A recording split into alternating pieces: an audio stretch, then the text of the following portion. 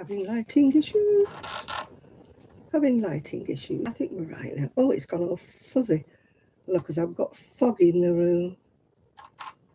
Never mind. That's a bit better. Well, I hope you're all doing well today. I'm actually chaining on for a headband. Hi, Nathan. Just need to count my stitches for a headband. 1, 2, 3, 4, 5, 6, 7, 8, 9, 10, 11, 12, 13, 14, 15. I think 16. How am I doing? I'm not doing bad at all. I'm just working on some bats. I've been asked to do some bits for a church fair. Not that I'll be doing it, it's for in aid of the church funds. I've just been asked to do a few little bits and pieces. So I'm actually making headbands or something easy. I don't feel like doing anything too elaborate because I know they charge pennies for everything, you know. So I'm not making anything that's going to cost money because it's just not going to work, is it? Hi, Esther. I'm staying warm. I've got my fire lit. I'll just put another log on. Hi, so what's knitting? Hello there. Oh, I've got me. It's a bit better. I've got my heat pad behind me because although it's been nice and sunny today, it's still been very chilly. But at least it's not rained and at least it's not been snowing. So we have to look on the bright side, don't we? You know, we have to take what life throws at us and say, oh, it's not a bad day today. Although I didn't go out, I must admit. The family have gone out tonight, but they're coming back. They're not overnighting. It's my next to eldest great-granddaughter's birthday today, so they've gone out for a meal. Hi, Rebecca. So they'll be back, though. They're not staying overnight. They're coming back. I don't know what time. The meal was booked at 7, but it's over in Bury. Not Bury St Edmunds, Bury as in Lancashire Bury, like Bury Market Bury. So anyway, we went out the other day, but we didn't run across the geese again, thankfully. The geese were safely swimming on the water, thankfully. Oh, dearie me, I'm getting all these beeps and stuff. Yeah. No, we're actually trying to find out. We're supposed to be going out for an afternoon tea. We've all forgotten what date it was. And the lady who organises it, she's been missing. So we're hoping that she's okay. So somebody was just asking us anybody rang her, but of course I can't ring her because I'm on here on my live. So I hope somebody rings her and finds out she's okay. Yay. Yeah, I'm just using odd bits and pieces up. Well, this is a big bit. It's Peyton's Fab DK. I did make a headband out of it. You can't see the green. It's actually emerald green. It looks turquoise, doesn't it? I did make a headband out of it for myself, but I don't know whether they sold or they didn't. But I'm just making some headbands. It's difficult to think of something tiny. Hi, Chris. Something tiny that they can sell for, which they will sell for pennies. Because they really undervalue themselves. Have you used it? It's nice, isn't it, Chris? They really undervalue themselves with anything they sell. I know it's for church funds, but still, you shouldn't undervalue yourself. But they sell anything for about £1 or something. Well, it's cost more than £1 to make the flipping thing, yeah? So that's why I'm not going mad making them a load of stuff. I'm just making some headbands. Yeah. You know, the headbands with the twist in the middle, they're dead easy to do. You can sort of make them with your eyes shut, if you know what I'm saying. Well, it's not advisable, really, is it? But you could. If you were counting stitches, you could actually, yes. Well, it's not me that's going to be doing this, Chris. It's just the knitting club I go to. Hi, John. The knitting club I go to on a Wednesday is very closely attached to the church. I'm not closely attached to the church, but they don't seem to matter. And they just asked me, would I make a few things for the tabletop? Yeah. Oh, you're lurking, are you? Okay, Jill, yeah. Oh, you got a cold, poor you. I keep trying to avoid colds. Everybody else seems to have really bad colds. I've had a bit of a cough, but I've been avoiding everybody, like, go away, go away. Oh, my green cardie, yeah. Once again, not enough wool, and once again, too short sleeves. But you know, at least it used up the wool I had, didn't it? But when I use up the wool I had, because I'm sort of bigger in the chest area, it always finishes up with shorter sleeves than it should have. Oh dear. Never mind. These things are sent to tryers. I've just done a load of washing while they were out, yeah. I'll be glad when the weather changes and we don't have to use the tumble dryer. After reading the meter the other day, it was like, we can't cut back much more. Honest to goodness, we can't, yeah. It's just absolutely ridiculous the amount of money we're expected to pay. You know, and these fuel companies are making so much money out of it. And yet we're expected. I've gone wrong. It's only a one-row pattern and already I've gone wrong. Come on, Janet, concentrate. Concentrate, girl, concentrate. Where have you gone wrong? Right. It's great, isn't it? I'm only on the third row and already I've gone wrong. Oh, that's... No, that's not where I went wrong. I shall push on. Hi, Munchkin. You're not that late, actually. You're only a couple of minutes late. You're tired, John. Why? Have you been working hard today? I've not been working hard today. I've just been doing some crochet. I was going to do a video, but the family were twittering about, and I can't cope when they're in, out, all around, and, you know. Oh, look, my fire's roaring away there. Look at that beautiful fire. Oh, that makes you feel warmer when you look at things like that, doesn't it? No, I can't concentrate. You know, when the family are in and out and in and out and roundabout, the dogs are in and out. And I prefer to do my videos when there's nobody in. You know, I don't mind the dogs, but not when the family are in and out and to and fro in and shouting up and down the stairs to each other and stuff like that. I'll be glad when it's warm enough to go back in the shed. Did I tell you I've got my stepping stones? Did I tell you that? I don't know when they arrived. I only noticed them the other day. So, I've got stepping stones. Which means I can get across to the shed without getting wet feet now. But, you know, I need to have it a bit warmer. It's too cold in there. I need to remember to go out a half hour before I need to go out, if you know what I mean, and switch on the heating. And so far each day, I've not had the incentive. I've thought to myself, no, do it tomorrow. But tomorrow never comes. That's the only problem. I've told you before, I'm absolutely great at procrastination. I really am. That's the trouble when you retire. Excuse me. There's always tomorrow, isn't there? I did get my pedicure, so I've got nice toenails now. They don't bang on my shoes anymore. Yeah, I've got nice toenails. I don't normally paint my toenails, but when you're going for a pedicure, you might as well. What the heck, you know? It's not exactly sandals weather, is it? You haven't done any work today? Oh, are you lazy or you just not gone in? Oh, there just wasn't any work today. Let me take some wool out.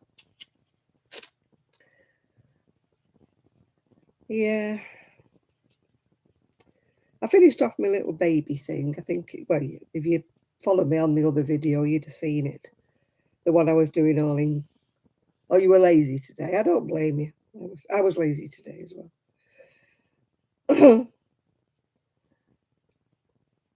I didn't get up till 12 o'clock. I was so tired. I just absolutely thunked out. Yeah.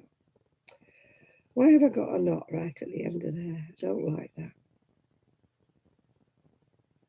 I don't like that knot being there. I have to snip knots out and tie them and then darn them in. I don't like a knot.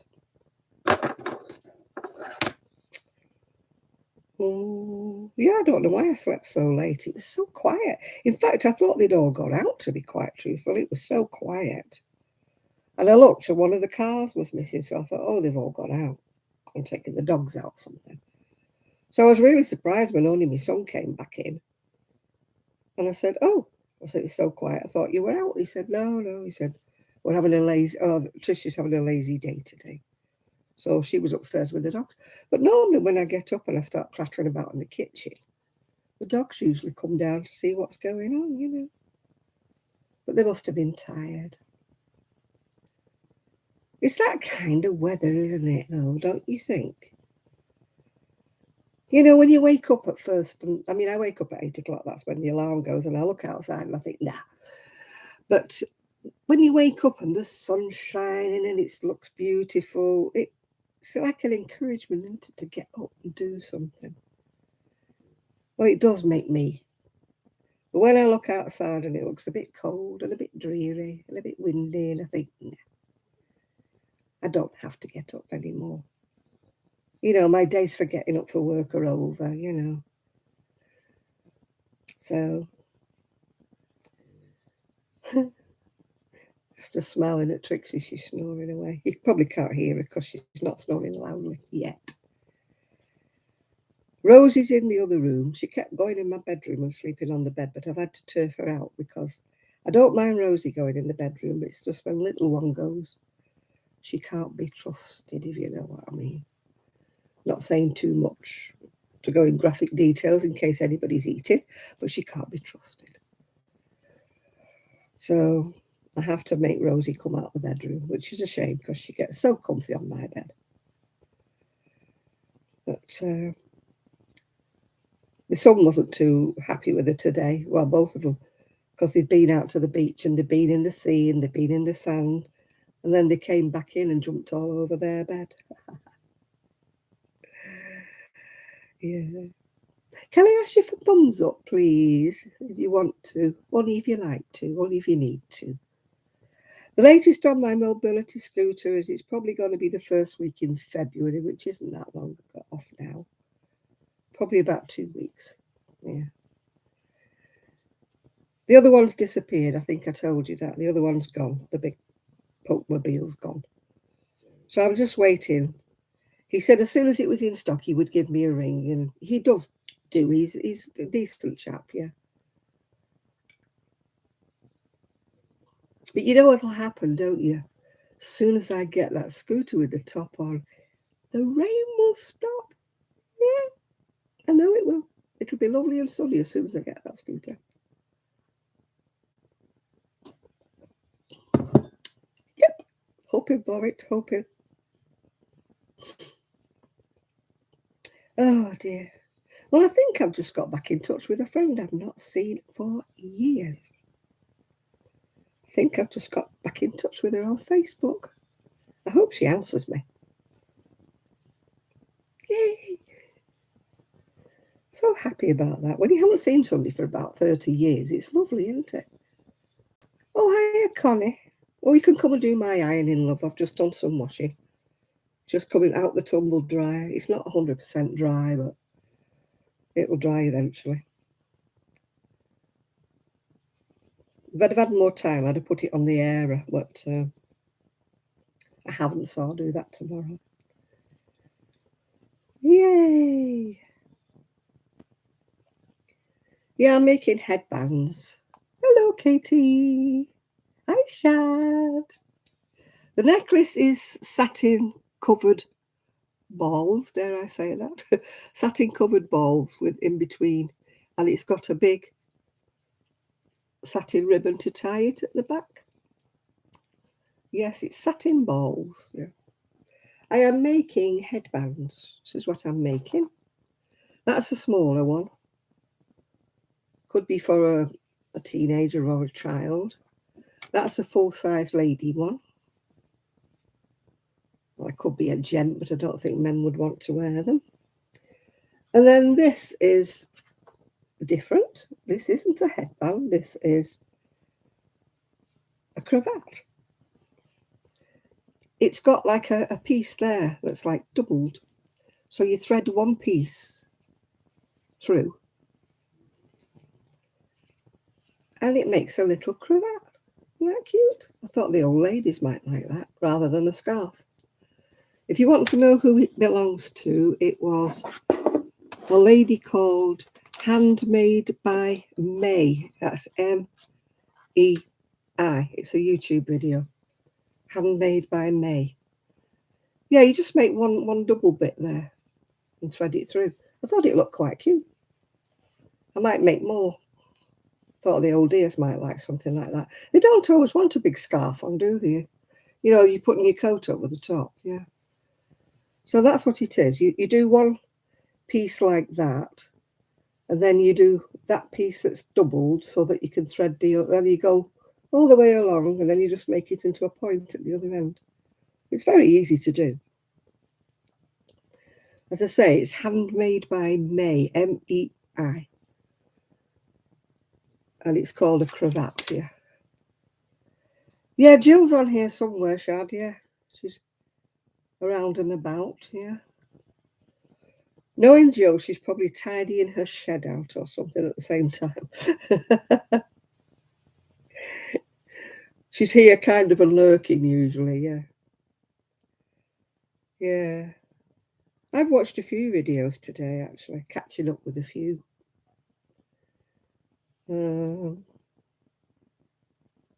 I did catch up with a lady called Sheila, the one that Rick seemed to think that I was in competition with. No, I'm not. She's a lovely lady, but she does a lot of knitting. If you're into knitting, Sheila's sort of knitting tips, I think it's called, something like that. She's a lovely lady. She's 78. She comes from Northumberland, I think. She's got a lovely Geordie accent, yeah. So I'm no way I'm in competition with her, no way. Live and let live, that's me.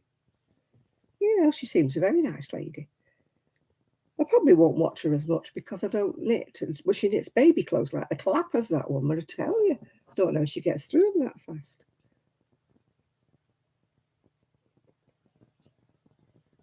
I mean, she does live on her own because her husband's passed away, but even so, you know, there's other things to do in the day. Yeah, why I picked, yeah. Oh, she seems like a really nice lady.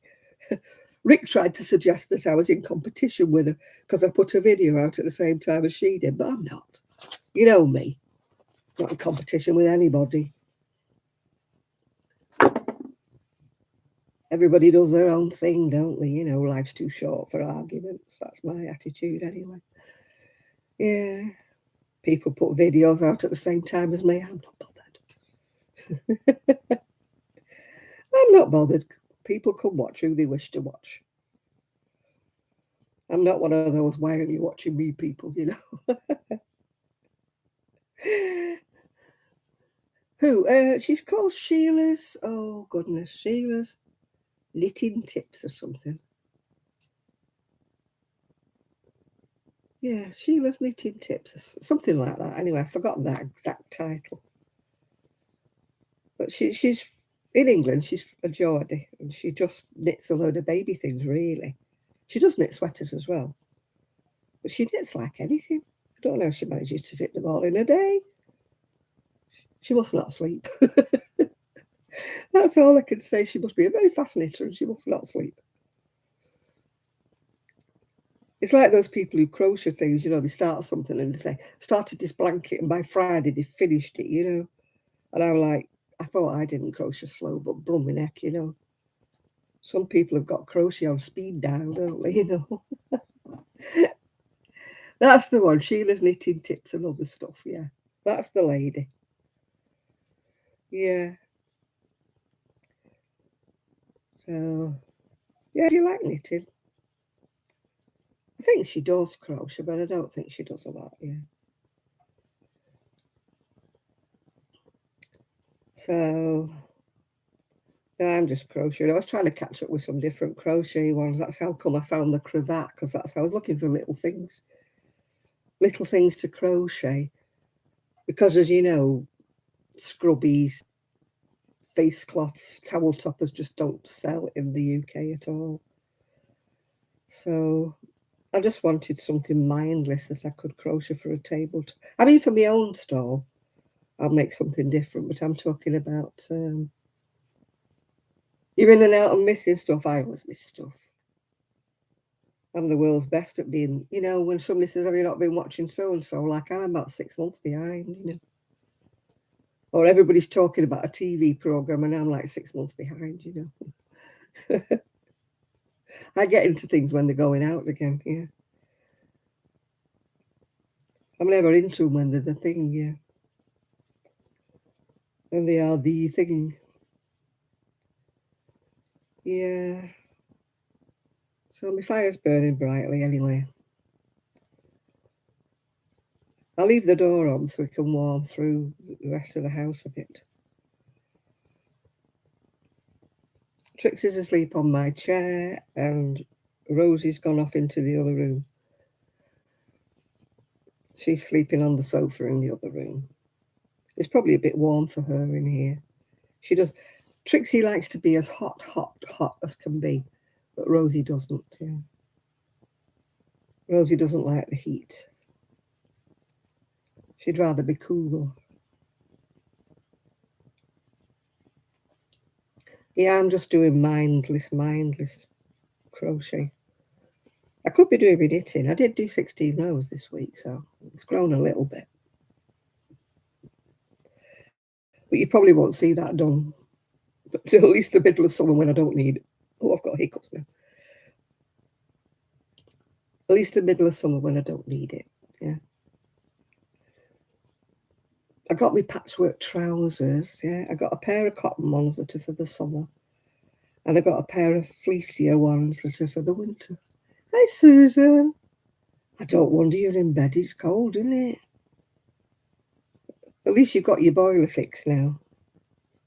Susan was out without a central heating boiler all last week, so she was a bit frozen, a bit frozen.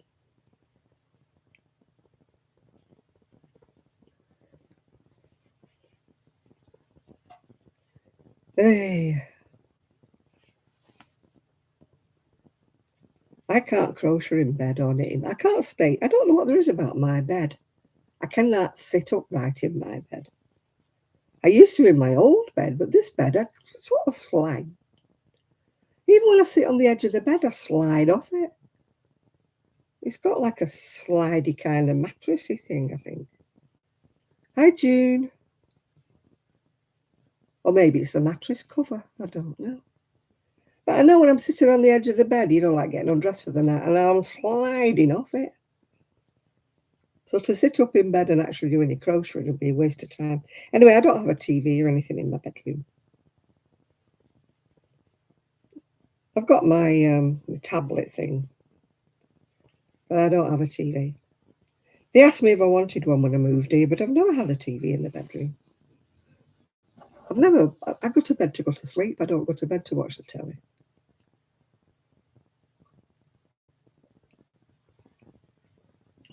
In any case, I'd probably fall asleep with it on, wasting more electric, you know what I mean? So, I don't think our Royal Mail strike's over. I'm surprised there's not been more about it on the news.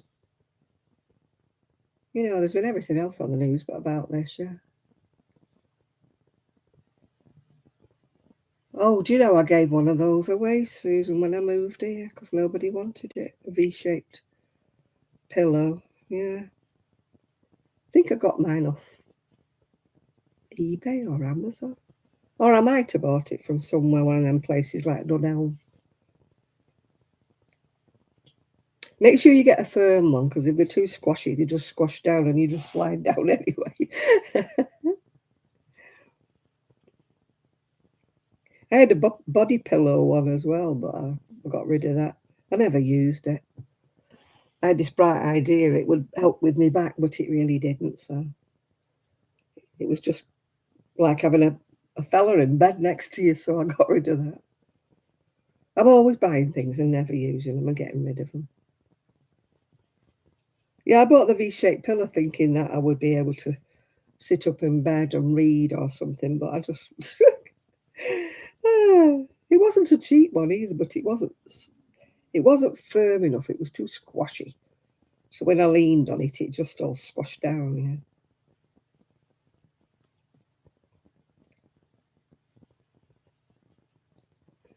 Yeah, we were just talking about that tonight, actually, on the WhatsApp group, Susan. But we've none of us heard from Sue. So we're just hoping that she's okay. It's that afternoon tea. I think they were trying to discuss when it was. I think it's February the 1st, but I'm not so sure. But I don't know when Knit Club starts. It's beginning of February. But as I say, nobody's heard from Sue. I would have given her a ring, but I was just about to start coming on my live. Val's in Torquay, so she can't give her a ring. So I just hope that one of the other girls has given her a ring. See if she's okay. We've not heard from her since the 24th of December, which is strange for Sue. Normally we hear her all the time, don't we?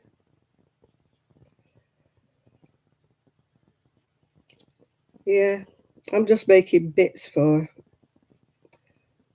the Methodist church I go to on a Wednesday lunchtime and having a tabletop at church in order of church funds. So they asked me if I'd make some bits, so I'm just doing some little headbands. They're like this little headbands, little twisty headbands, just out of some bits and pieces.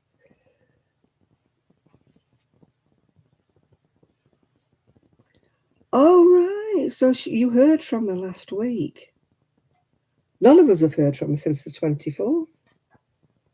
I was like, hoping that nothing was wrong, or, I hope he wasn't poorly again. Yeah, we're thinking the afternoon tea's the first, but none of us can remember. So we don't want to be turning up when we're on the wrong day. I don't know how I'm going to get there anyway, unless I can get a lift.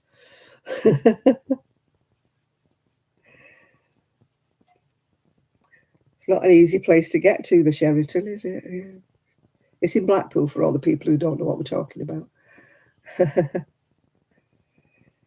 No, but if I'd have found out when it was, Susan, I would have let you know for definite, yeah. But nothing's been decided when it was, so there's no point me saying to you I don't know what day it is. You will not be forgotten. Don't worry. Be happy.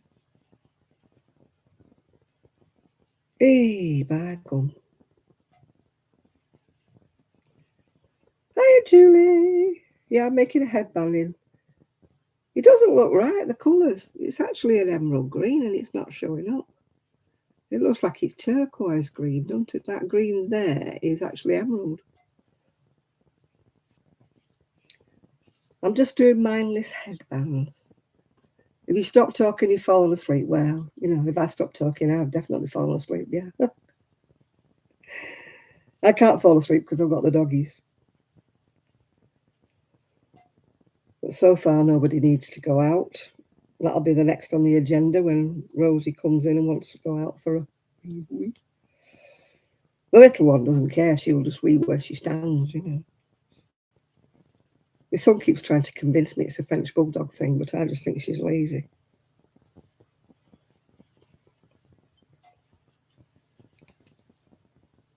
She's just a lazy little custard. Hi, Donna. How are you doing?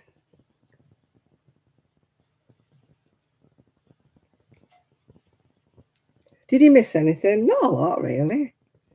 I've just been saying I've been crocheting little headbands for a church thing. Apart from that, you don't think you've missed much, really. Has she missed much? Somebody fill her in. Has she missed much? Has Donna missed much?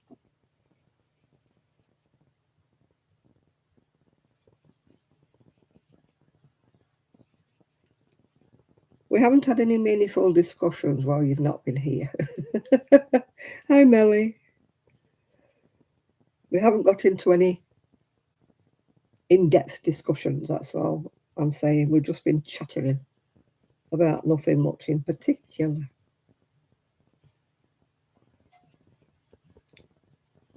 So has anybody got any great revelations to tell us this week?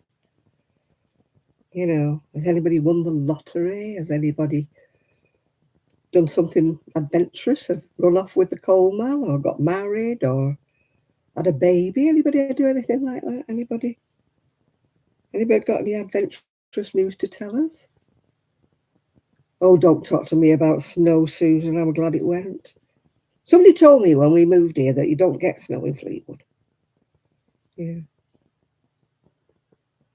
Oh, Sophie's Universe. Oh, gosh. That Llama Mama Kayla's doing one. Oh, you were driving round Gateshead in a Ferrari with Tom Selleck. Well, why didn't you come this way and pick me up then? That was very mean of you, keeping him to yourself. I wouldn't know what to do with Tom Selleck these days. I'm a bit past it.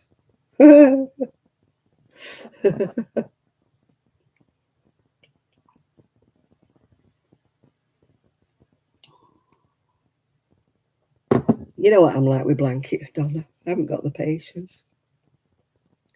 Taking me all my time with a headband.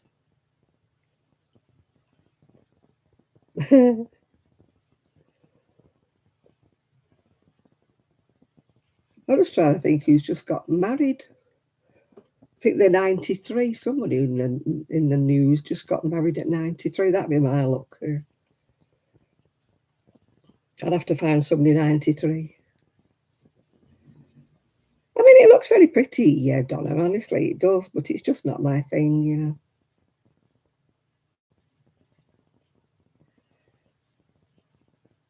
My friend's just done a nice. I keep asking her to make. Hi, Eric.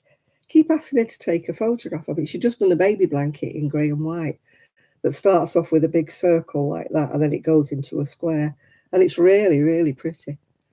She's just done it for one of her. That's who it is. The space guy. What's he called? Yeah, he's 93 and he's just got married. I don't know how old his bride is.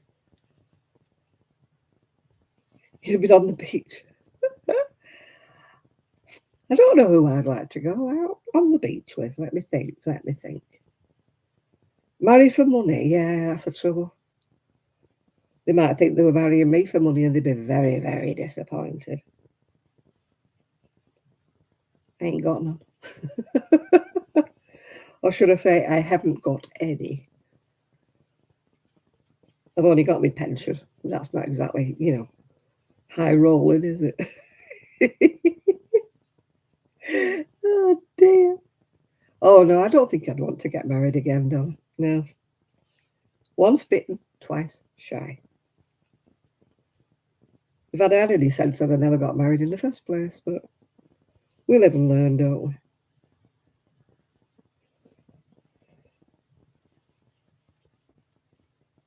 I couldn't live with anybody else now. You'd like to try it once? Well, I'm not recommending it. I'm not recommending you to do it. I wouldn't say, oh, you must, you must. I'd say, whoa, whoa. Think about what you would lose.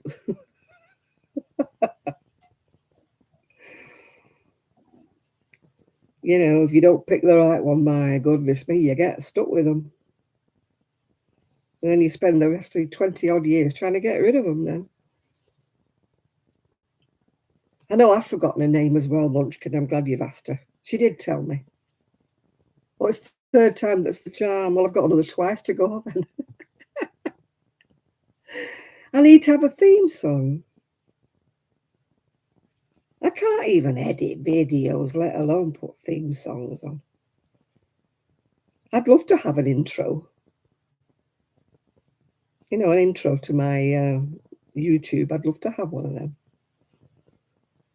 But I'm hopeless. I can't do out like that.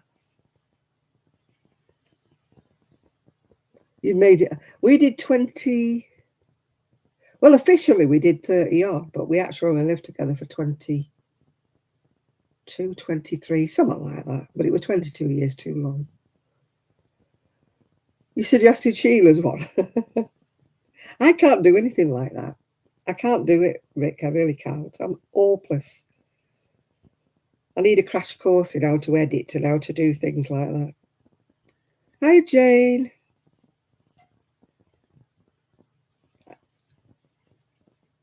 I just have this when it comes to anything to do with editing and stuff like that. I really am stupid. I know I could learn it if somebody sat with me, you know, by the side of me and showed me exactly what to do. But I cannot learn off the internet. I cannot learn off anybody telling me what to do from a distance. Hi, Joy. I actually need, you know, like somebody physically. Can't take it. Don't know what that is. You're eating your ramen. I don't think we have ramen noodles here. It's probably called something different, isn't it? Hi, Deirdre. Hi, Lisa. We probably have ramen, but it's probably called something different over here. It's probably just called noodles or something. You know, very uninteresting.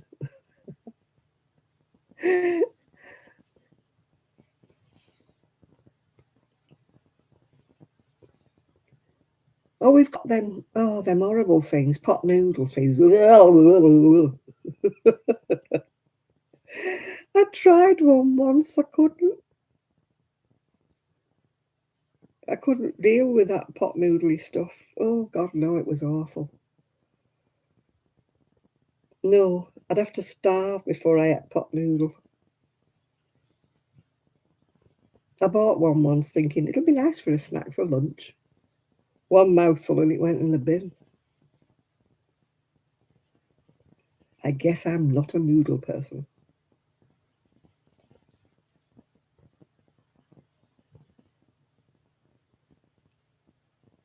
No. When I'm broke, I live off things like porridge or baked potatoes, yeah. Oh, not noodles. Oh.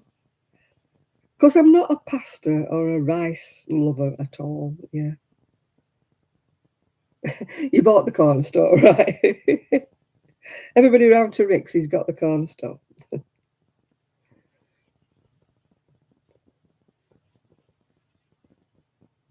Yeah, Chris is around and about, Jane. He's probably wandered off doing his cooking or something. He's here somewhere. I think Nathan's here as well. Has anybody seen Nathan? I think Nathan's here. But he's very quiet. He's our Nathan.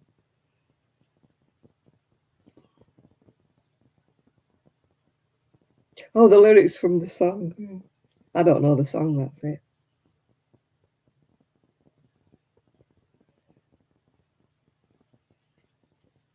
Oh, I'm trying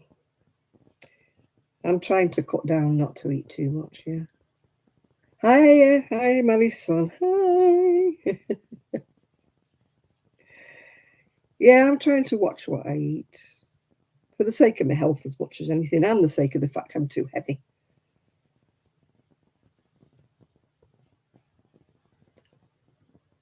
Fat guy. Why are all rappers fat? There's some blooming fat rappers, isn't there?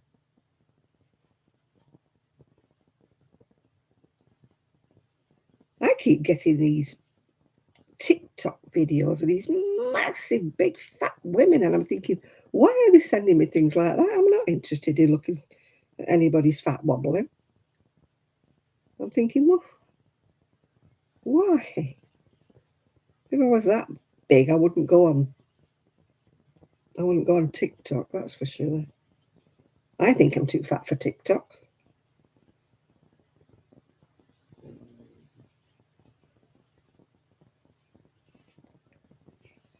And yet every time I turn something on, what on up is? No, no idea, Rick. No, you know me. I'm technologically dumb.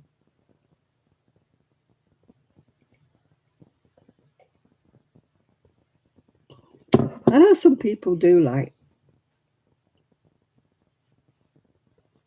Some people do like big women, but I don't want them on every time I turn Facebook on. I don't want a TikTok video of somebody massive.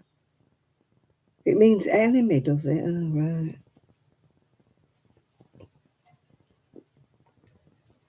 I don't mind looking at dogs on TikTok, cats on TikTok, animals, babies, children. Don't mind anything like that, but I object to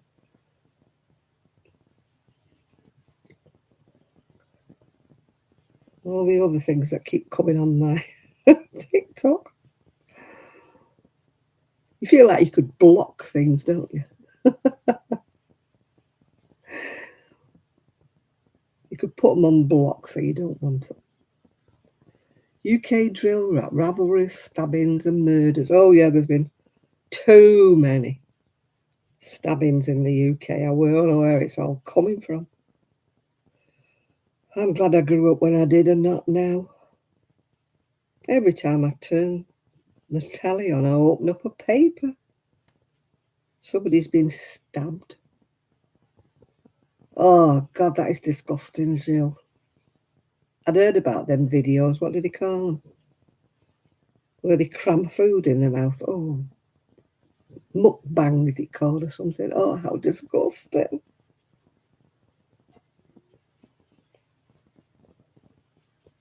Oh, I think that's. Oh, yeah, I don't know where all this violence is coming from. We never used to have it in the UK. Yeah, it did used to be there, though. Do I know what 187 is? No. I haven't got a clue, Rick. You know me, I live in the dark ages.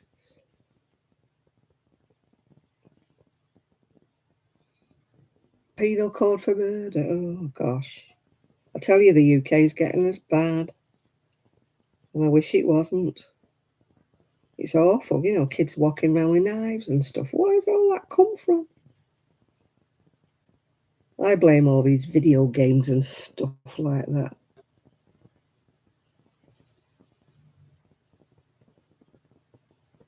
No, it's not in their nature to use a fork, Donna. It's not their culture.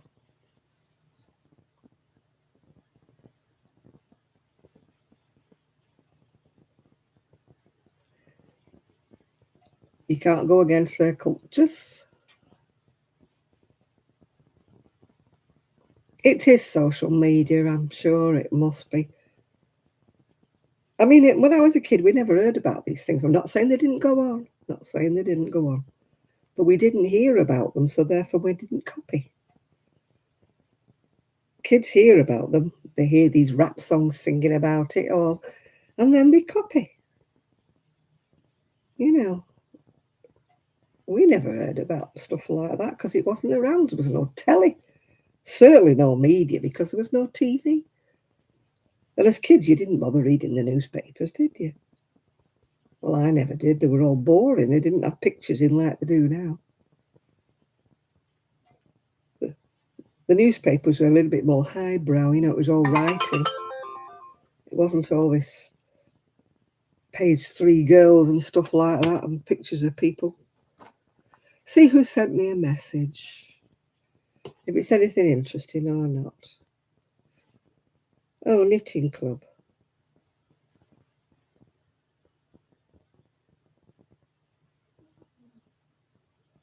Oh dear. Susan, if you're still on, she's got problems with Bert. That's her husband, by the way.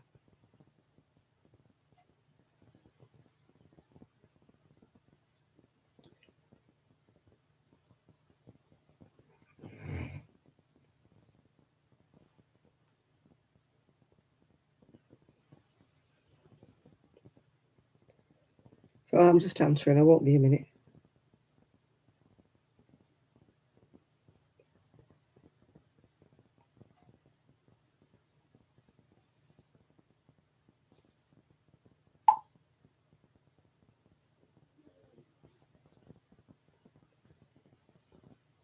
It's her husband that's not well. It's the lady who runs the knit club. Her husband's not. He's not been well for a bit. Yeah. I worked home from school all the time. Never got a lift. My mother gave me a lift. It was only because she happened to be passing by at the time.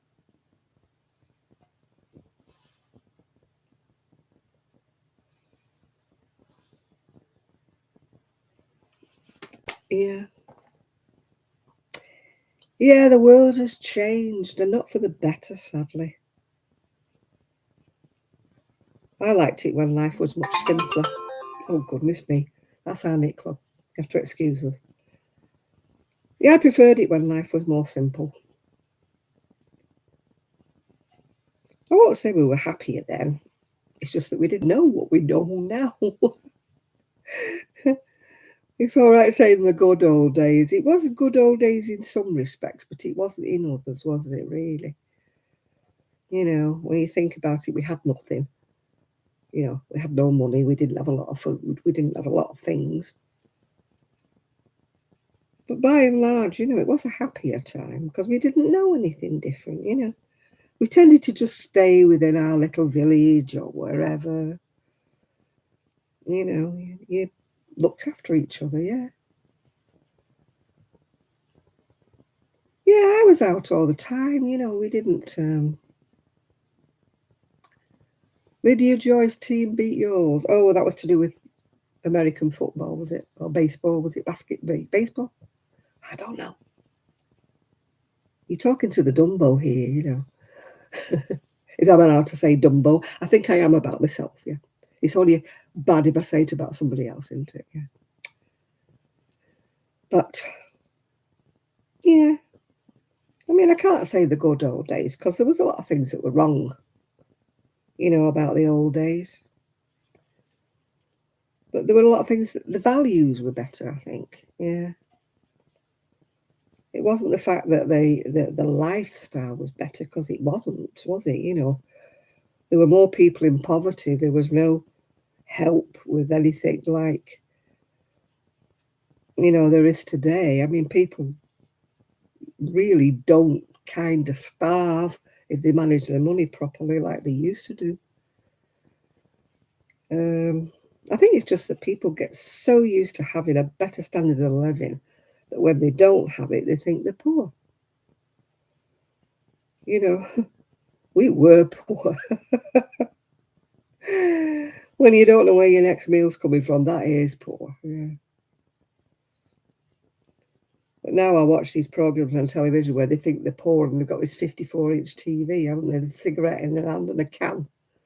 And they're saying, oh, we're so poor we can't afford food. And I'm like, no, send the telly back.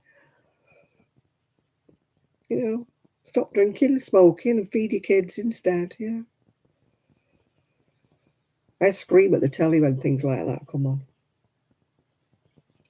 When they're saying how poor they are, they haven't got a washing machine. I'm like, yeah, and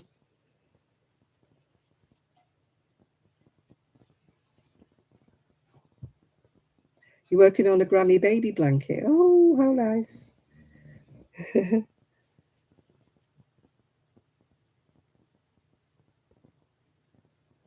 Yeah, exactly, Chris. Yeah. We used to go and look, we had allotments, and you'd go and see if anybody got a spare cabbage, wouldn't you, or a spare anything. There was no such thing as ugly veg, was there? Because it was all ugly veg when I was a kid. Oh, God, yeah, they had their nails manicured and they had weaves in the hair, don't they? Yeah. There is a lot of wasted food, yeah. A lot of wasted food. People don't know how to cook, basically, I don't think, today. If it's not got a million ingredients and loads of, you see these cookery programs on the TV and you're like, get real, get real. They're using ingredients that people can't afford. Oh yeah, they're Radfords. They're not on benefit. Well, they must be on family allowance, aren't they? But they're not on any other kind of benefits because he works, doesn't he? Yeah, but I mean, yeah. The last when I used to go to a knit club and we were next to one of these places where they hand out food, and there was a woman there that was yelling and bawling because they were giving her fresh stuff. I don't know how to cook this muck. She's going on there. I'm like, huh? They're giving you potatoes and carrots and things like that. And she's bawling and shouting, probably because it wasn't ready meals or something. You know what I mean? I tell you, when I was hard up, I'd have loved some potatoes and carrots. Sammy's rearranging your dining room. Oh, can he come and do my shed when he's done that? Let's see what we've decided about the knit club. We're supposed to be meeting up for afternoon tea, but nobody seems to know when it is.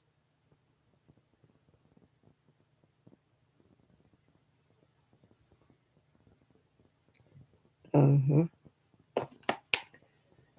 Yeah, I still haven't got out to the shed. It's too flipping cold. I've got stepping stones, by the way. The ones of you who weren't here early enough. I know groceries are expensive. We cut down where we can, and we go to the cheapest stores that we can. You know, but the trouble with me is I don't like pasta and stuff like that.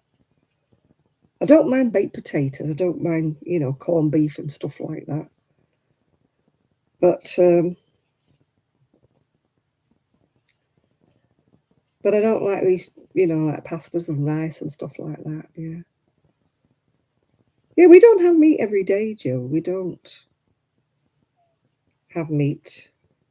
Well, red meat we don't have every day. We have chicken sometimes. My favourite is actually fish, but fish is so flipping expensive. I like fish a couple of times a week, if anything, yeah.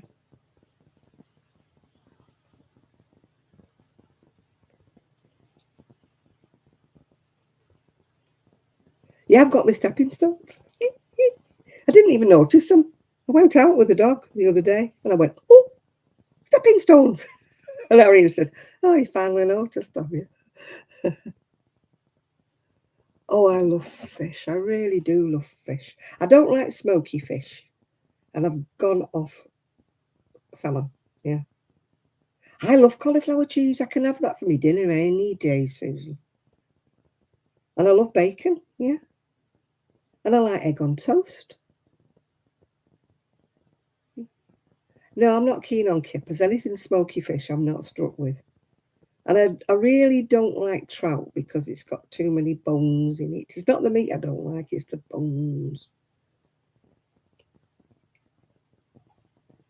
I'm a boring white fish person. I like anything, cod, haddock. I even like pollock and, coley and things like that. I'm not a, expensive fishy person. But if fire's making funny noises, let me see if it needs another. Oh no, it's burning away quite happily. Yeah, I love egg and chips. I love egg and chips any day of the week. But I wish we had a proper chip pan. Yeah, like a proper chip pan. Yeah, I don't mind beans on toast, egg on toast. I don't go for all this expensive food stuff. You don't have to wow me with anything, anything dear. I'm quite a basic eater, really, yeah. Oh, thank you, Lucy. Yeah, jacket potatoes with beans and cheese. You can't beat it with a bit of salad, to keep your veggie bits up, a bit of lettuce and a tomato. Keep your greens up. I can't remember what this wool was, actually. I know I didn't have enough of it, which is why it's only got 3/4 sleeves, yeah. Oh, I love a poached egg on toast, yeah.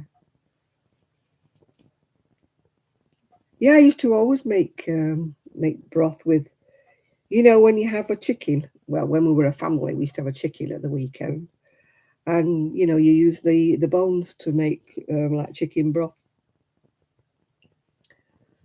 Yeah. Well, it's a pity you don't live over here, Chris. Man, you eat spicy stuff, don't you? I don't like spicy stuff. I mean, my daughter-in-law, she made meatballs and like pasta with some uh, tomato pasta sauce, and I didn't. I put it in the bin. I ate the meatballs, but I don't like pasta at the best of times. And I don't like those tomato sauces that you're supposed to put over pasta because they've got this like whatever in them, spicy whatever in them. Yeah, and I don't like it. I've got a proper poacher. Yeah, I've got a little pan with two little poachers on. I like a chopped up egg as well. You know when you boil an egg and you chop it up with a bit of butter. I love that. Salt and pepper. Right, Susan, enjoy your sleep. Good night, and I shall see you very soon.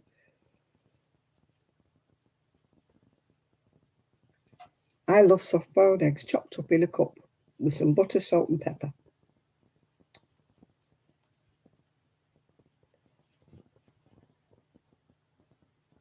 I don't put them in an egg cup. No, I don't think we've got any egg cups actually. No, it's got to be chopped up in a cup. I don't like the whites, you see, so I can't eat the white on its own. I have to chop it up small. I can't eat an egg white, but I know it's supposed to be better for you. And these athletes eat egg whites, don't they? You've just lost your craft room. Why? Who's nicked your craft room, Jane? Oh, don't put any garlic in mine. Just butter and salt and cracked pepper. Yeah. Who's nicked your craft room, Jane? How dare they nick your craft room? I hope you put your foot down. I'd love a craft room. I know I've got a craft shed, but it's not the same. It's not the same when you have to go across the garden to it. I want a room. I want it attached. Sammy, what's he doing in your craft room? Tell him to get out.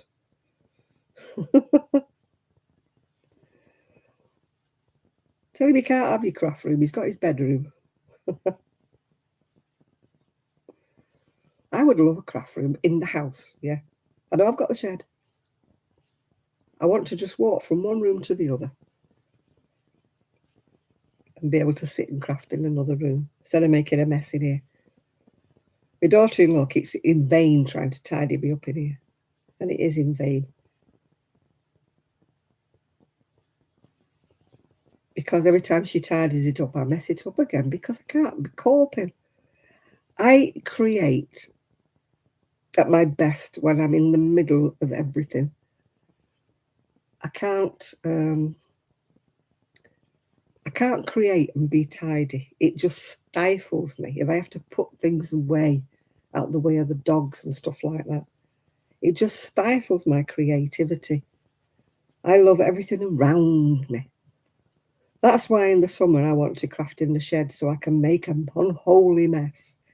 It's like when you're doing granny squares. I'm used to having the table, spreading all the colours out on the table while I'm doing granny squares. I'm not used to having to tidy them up and use one colour at once and put the rest of them in a bag. And so I'm hoping, you know, to at least, my aim is that this summer. I did have a bedroom just for me. Well, yeah, I did. And I could leave all my crafting stuff out down in my lounge because there was nobody there saying, oh, you're untidy. You know, I cannot be tidy. It's not in my nature to be tidy. I've just tried to tidy up my bedroom because I do try. It's so small, my bedroom. If I don't tidy up after myself, it's just a mess. Ugh.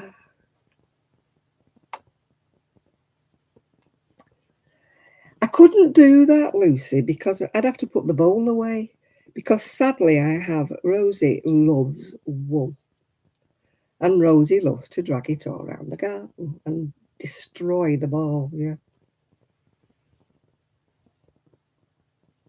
Oh, he's moving out on the 28th of February. It's oh hello, Ashira. It's good and it's bad when they move out, but then they move back in again, Jane, so I wouldn't worry about it too much. My son's like a blooming yo-yo. I do wish I'd stayed where I was a lot of the times. Oh, now with the heating situation, I don't know whether I would have been able to afford to have stayed there and keep it as warm as I did. I did think about it, putting a stair lift in, but my stairs they went up and then they went round a corner and I couldn't put one in. Oh, where you going? I thought you just arrived. Sorry, Lashira, bye. I should take more notice, shouldn't I? I'm obviously not concentrating or consecrating, as my dad used to say. He loved to say the wrong words for everything just to wind people up, you know. So instead of concentration, he used to say, I'm consecrating, yeah. Yeah. And for coincidence, he used to say quinky dinky, you know. He used to drive me so mad. Grandad, it's not a quinky dinky, it's a coincidence. He said, oh, I thought it was, yeah. He always did it. He was a very funny man, naturally funny man, my dad. He was one of those, he always had a quick answer. You know, whereas me, I might think of an answer a bit later on, yeah. I don't have any games on my phone, especially since it what's he call it, got a bug on it, so I took everything off, yeah. I've said that 3 times, Jane. 3 times he's come back, yeah. And now I've got him for life, haven't I? They don't move out. They never move out, Jane. They always move back again. So I won't be too sad.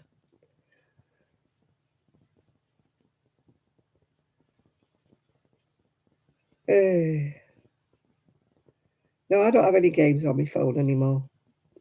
I got a bug through putting a game on my phone. Well, I presume that's where it came from. So I don't. My son plays games, but he's got one of them fancy phones. I don't. I only have an Android phone. Mine doesn't do anything posh.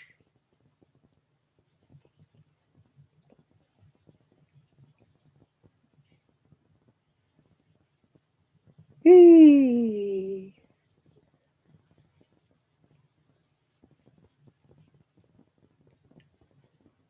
Now I'm just making headbands. That's a bit wide, actually, that one, but never mind. I'm just making the normal headbands. But I was just showing you before, for those of you who've only just come in, I did make this cravat. It's a YouTube video. Oh, it's frozen. A YouTube video. It's got a little bit here that's like doubled, so you thread it through. Thread it through. Like that. I thought the little deers might like that, little old dearies. I might make another one. It's just I couldn't concentrate on doing it while I was talking to you. It's a video handmade by May, MEI, and it's just called An Easy Bow Keyhole Scarf, yeah. So, as I say, it's got a little doubled bit there. And this bit threads through at the end. At the end, you just go along and make a point at the end. I'm just looking for things to make. So 100 grams made that and two headbands, although one's only a small headband. So I'm just making another headband at the moment. I'm just thinking of little things, because they sell everything for next to nothing, so I didn't want to make anything that's going to cost money that they won't. Well, they're all little old dears, Melly, that go to this knit club, so I thought if the little old dears, they might like a little cravat, you know. I'm going to make another one. It's just that I couldn't concentrate because it's a YouTube video, so I can't watch a YouTube video and chat on here at the same time. I've only made it once, so I haven't like memorized it. The last time I made it, it was actually a knitted one. A little old dear gave me the pattern written out. And I have it in the shed somewhere, and I don't know where it is. It's actually in garter stitch, knitted. Every row knit that, if you're not a knitter. And we used to make them in that furry wool. Oh, thank you, Chris. Like fuzzy wool, like rabbit woolly stuff. We used to make them in that in the shop and sell them, yeah.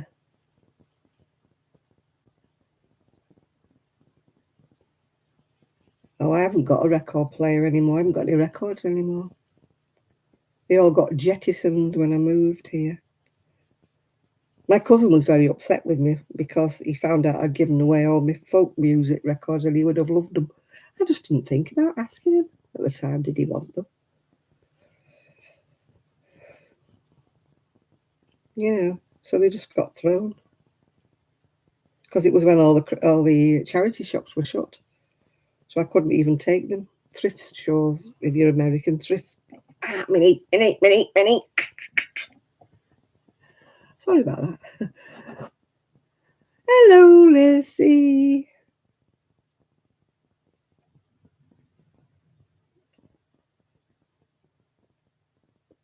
Just finishing the rest of my cold coffee, in case you're wondering what I'm drinking.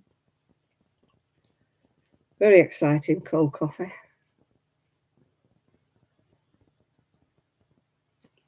I haven't got a CD player. Oh, yeah, I do. I have a CD player, yeah. Hey, Carrie. Oh, I've not heard of her. What does she make, Jill? What kind of things does she make? You know me, if they make blankets, I don't watch.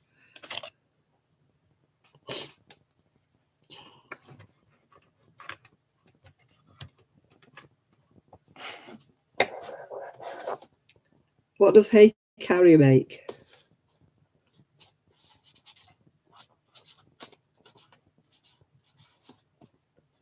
I've wrote a name down anyway. Tell me what she makes, Jill. What she crotchets.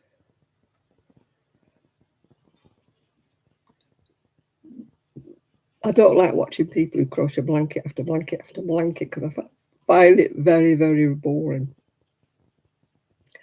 Yeah, if she makes cardigans and garments, then I might watch her.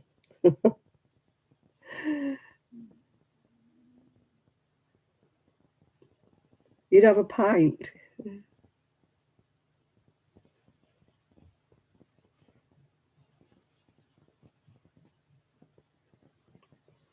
Yeah, I'm only into garments, really. 2 T-shirt panels put together. I need to put that hexagon jacket on the mannequin and see where I'm up to. I've left it so long now, I don't know where I am with it, if you know what I mean. I've got 2 pieces done, but they're not big enough for you with me. So I need to put it on the mannequin. I was going to do it today, but the dogs were in, out, all around. So if I do it on the mannequin, it might encourage me to finish it. I've just sort of gone off it, you know, if you know what I mean. I was going great guns and then I just stopped. It was when I was just before Christmas when I went off my crocheting and my knitting. And it's just stuck in a bag. And I don't like works in progress all over the place, you know me. Oh, I've got an Addy. It's in the shed. I keep meaning to get it out actually because I could make some hats for the homeless with it. They do. Mine does like American wool though. That's the only trouble. It's double knitting's a bit thin, and yet the Aran's a bit thick. It seems to work best on, you know, like a 4 yarn, which we don't get over here really. It works better with American yarn. I think it was designed for that. I don't don't mind it. It's very limited though, Lucy. It's very limited what you can actually make. I mean, they say, oh, you can make sweaters with it. You can't. Not unless you like piecing things together. Yeah, Aaron in England's a bit thick, you know.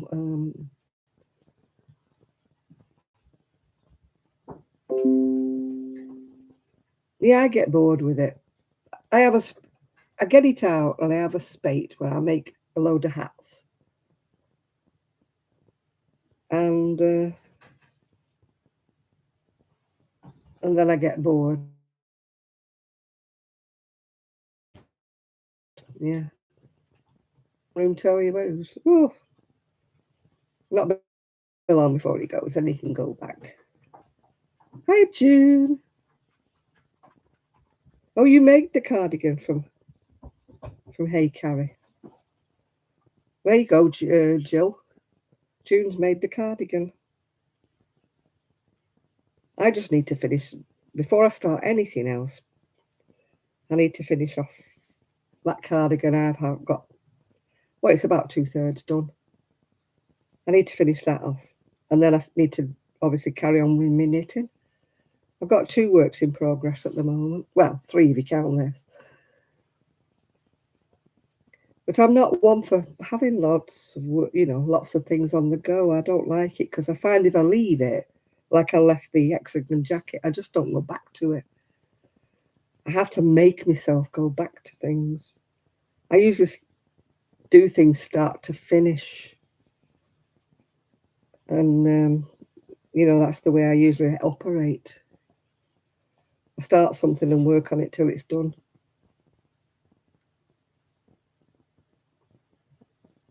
I think I've done one that way, but I think I did mine in knitting.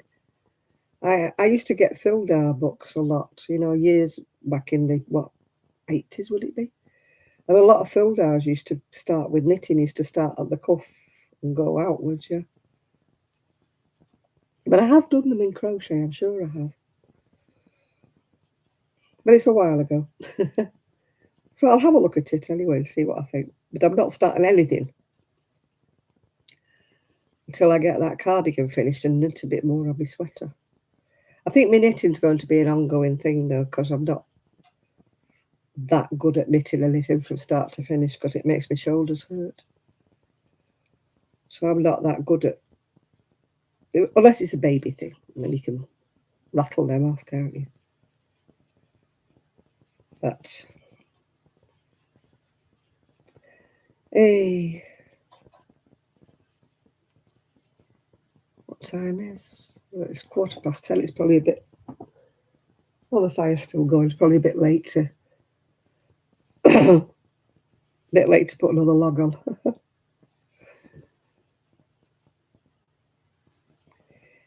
Yeah, some people are not easy to understand, are they?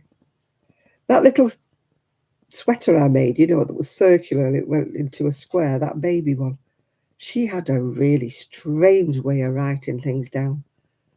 And I mean, I've seen some patterns in my time, but I was scratching my head thinking, what are you talking about? What are you talking about? So I just gave up in the end and did it my own way. Some people are good at explaining things and others over-explain. When they over-explain, they make it hard because they're telling you too much info.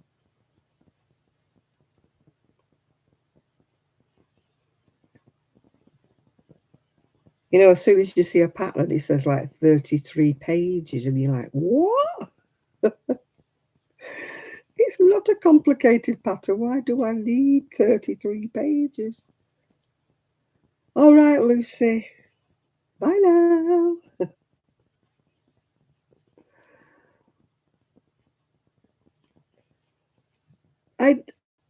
I don't like over-explaining. I mean, I was looking at a pattern on Etsy, and it looked like a pattern I've done before, actually. And a woman had put a really slating comment underneath, like she didn't understand it and it didn't tell you any information. And I'm like, you've been babied. People, old patterns do not tell you every row. Old patterns presume you know how to knit, yeah. They don't baby you along with every row. I hate it when they tell me every single row at the end how many stitches I'm supposed to have. I'm like, I'm not dumb. I'm not stupid. If I had 14 stitches that row and I'm decreasing 2, I know full well it's going to be 12. You don't need to tell me. Yeah. Yeah, I don't like it when they tell me too much. Although they'll tell you every row of decreasing, every row. You feel like saying, just tell me to do 8 rows with decreases at either end. You don't have to tell me. Purl 2 together, purl to the end, purl 2 together, knit 2 together, knit to the end, knit 2 together. Then you tell me in brackets how many stitches I'm supposed to have. I am not 3 years old. I know how to work things out.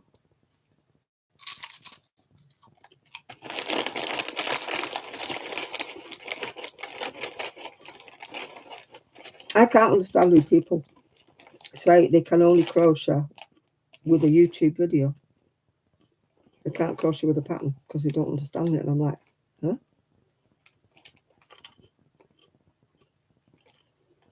The number of times when I made things, people used to say to me, will you make a tutorial on that? And I'm like, no. I don't make tutorials because I'm not in it for the money. So I'm not buying all the equipment that you need to have things that hang over. And I'm not going to sit there for hours and hours and hours on end doing a tutorial video for nothing.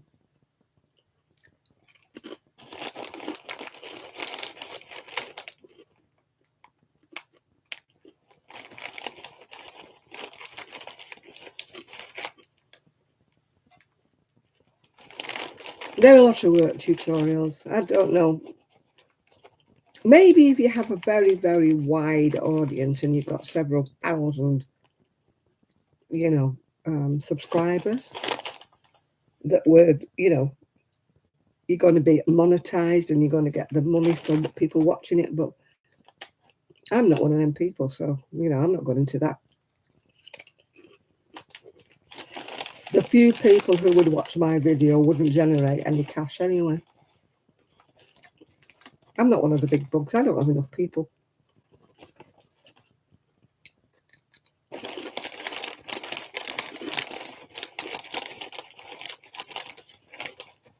And the number of people who used to say to me, and I used to do for my shop and that I used to sell, oh, it must be lovely to be able to sit and crochet all day. I'd love to give up my job and do that. And I'm like, really? I'm starved.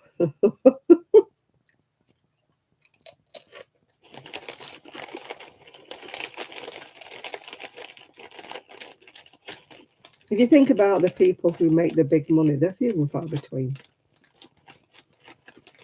They really are.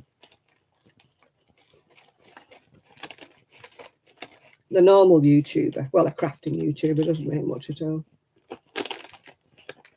Do I have a favourite crochet pattern? I don't really know. I just tend to do my own thing half of the time, Nancy, I do like Doris Chan patterns, I must admit. They're so-and-so to get into. If you don't know, if you can't crochet and you can't follow a pattern, don't bother with Doris Chan. But I love her patterns because they're so well written. Well, so well designed, let's say, not well written.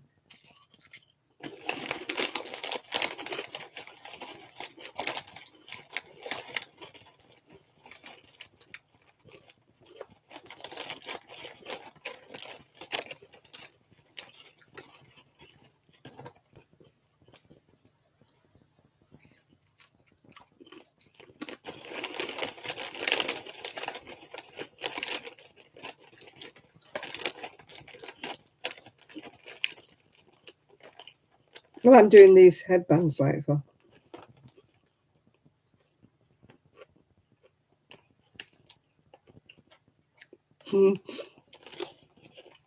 I was watching a lady. Did I close my Etsy shop? Now, it's in the process of being closed. Everything I've paid for to advertise, it runs out in March, so it'll just close itself down. Hi, Ethan.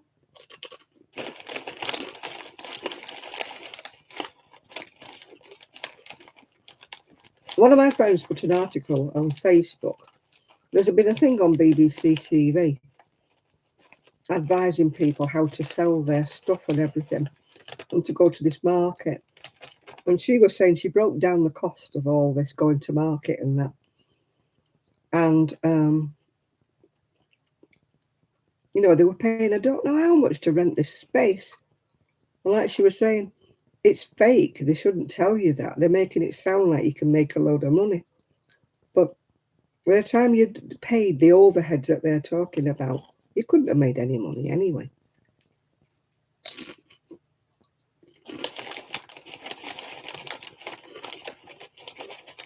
It's bad enough with the craft fair. Some craft fairs charge like £30 for a stall. So to make that £30 back, you've got to sell an awful lot of stuff. You don't have to sell £30 worth of stuff. You've got to sell about £100 worth of stuff to get your £30 back, because that's the profit. You know, if you sold £30 worth of stuff, it's cost you maybe 20 to get the wool to do it. So you're in a loss situation before you start. Yeah?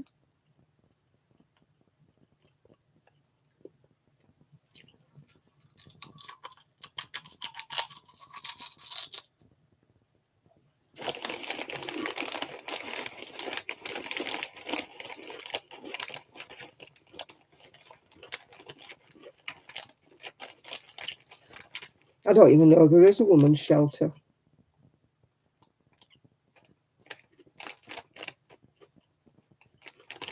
And I've not heard of Amazon Smile.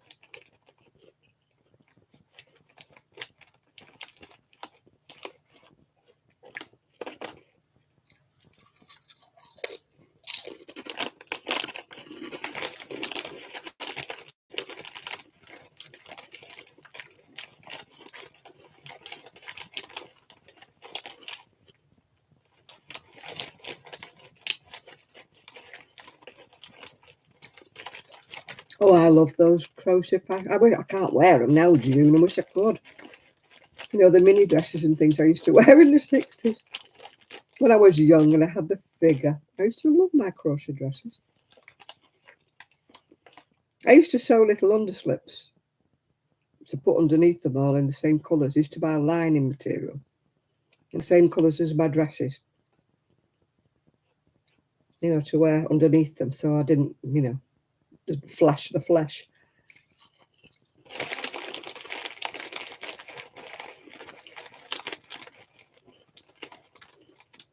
I'm not surprised, Joe. These big places like Amazon and Etsy don't part with a penny, do they?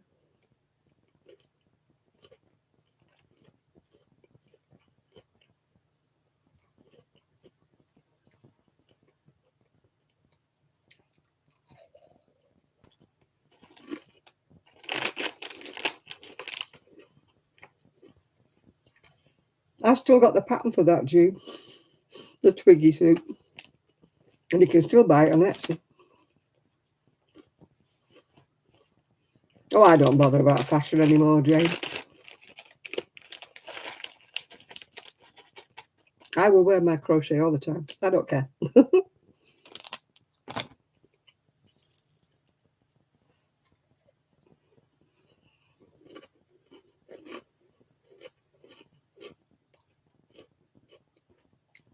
I just wish it was more saleable. That's all I wish, because I can't keep crocheting and stacking it up in the shed. And I'm not in a position to donate it all away. I'd like to go on holiday this year, so, you know, getting a bit of money for it would be great.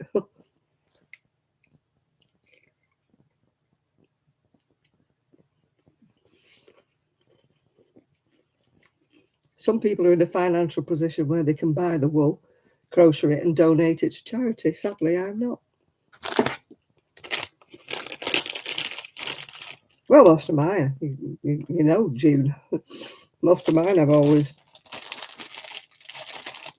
done myself. It's just a shame that, oh, people want me to make things for them. Oh, yes, they do, but they want them for nothing. I'll get the wool, they say. I'm like, oh, yeah, sure. fine. I'm full of ideas like that. I want to sit for 2 weeks crocheting for you while you give me the wool. Yeah, no thanks.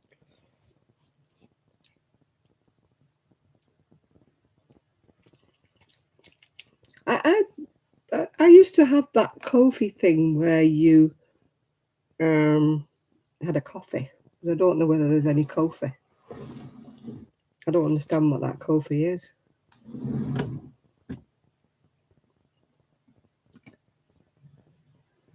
You had to shred junk mail. I have decided that I am lazy, Jill. I really am lazy. There's lots of things that I could do, and I'm a lazy so-and-so.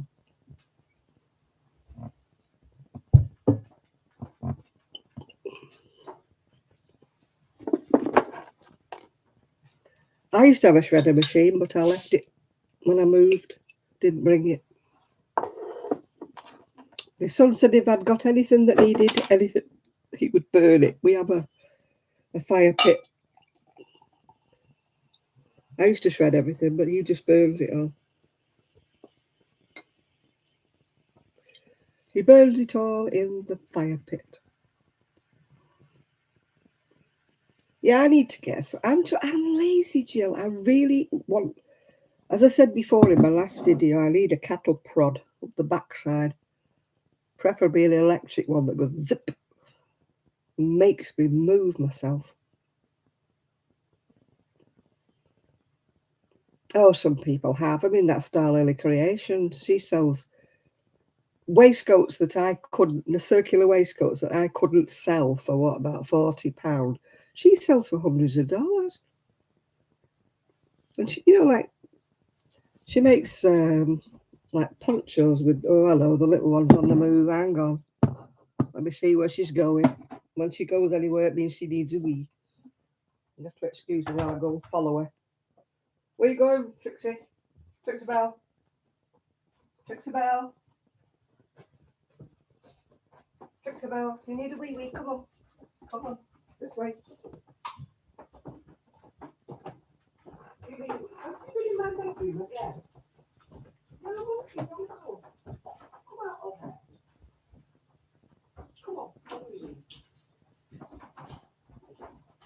Come on, please. Trixie Bell. Trixie. Come on. Trixie. Trixie.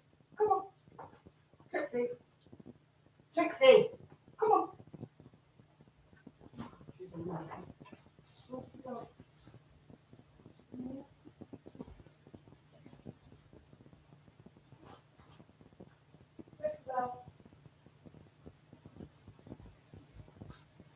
Trixie Bell. Trixie. Come on.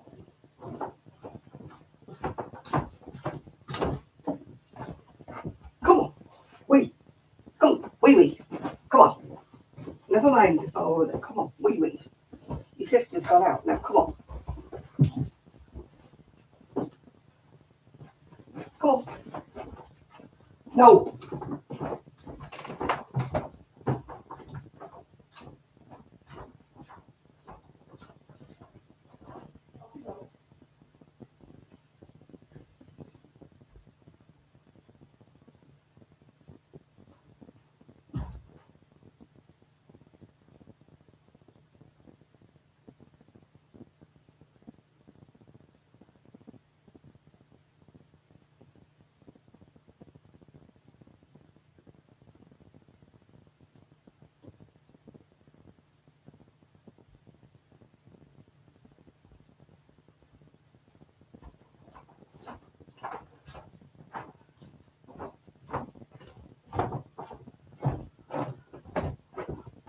Oh dear.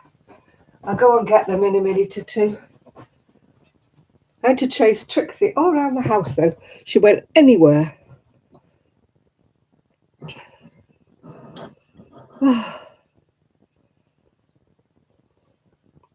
I watched a video from Gregory Stitch, if you know who Gregory Stitch is. And he was more or less saying that people who query his prices, that he says, well, if you can't afford my prices, don't bother, because I'm not undervaluing myself. If you don't want to pay what I am worth, then don't bother. And I thought, he's right.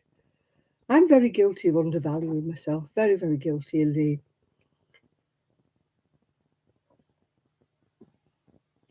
And we shouldn't, should we? We should actually say what we want and stick to it. But that means I don't sell anything.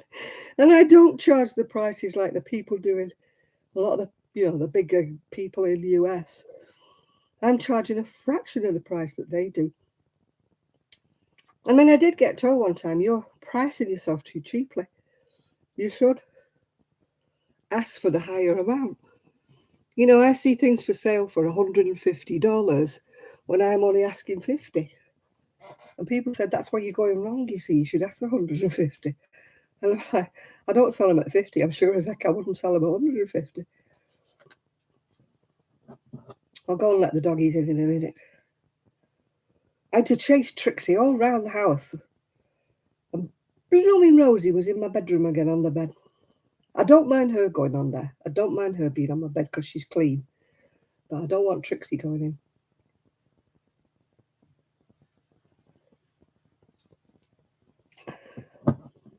I do not want wet patches. I'll go and find that. I'll go and see if they want to come in again now.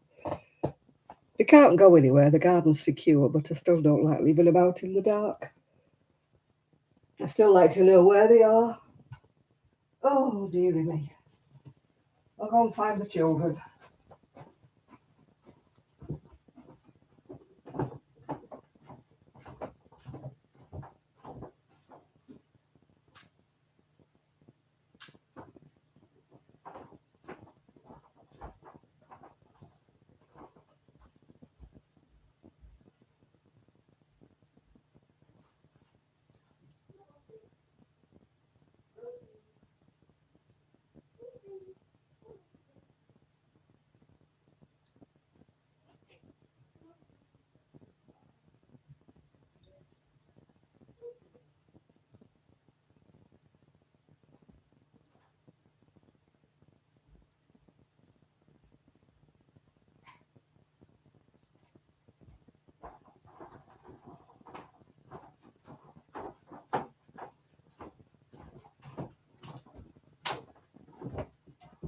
Oh, the children are back. I hope she did a wee. One never knows with Trixie. One never knows. I've got a Yorkie. Raisin and biscuit. I think the advert that they used to have was only for men, and then they had to stop it. It was only meant as a joke, but some women don't take a joke, do they? You know what I mean? I hate it when they start going, I don't want to be called love. It's demeaning. And I'm like, oh, shut up. Bye, Jill.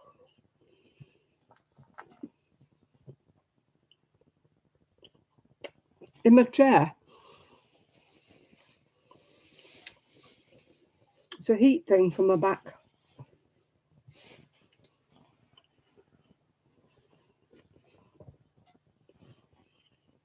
You put it in the microwave and heat it up. No, the only Yorkie I've got is a chocolate one. Got French Bulldog you can have.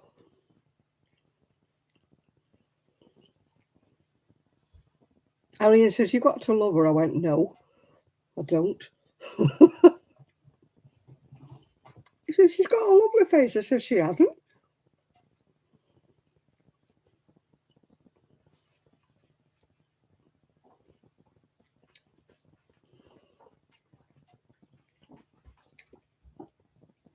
Sorry, but French Bulldogs are not pretty. French Bulldogs and Pugs, yeah.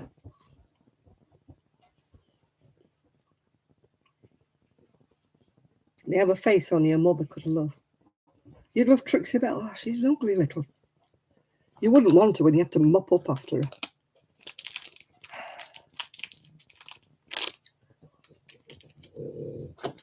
Every time you take your eye off her, there's a puddle somewhere.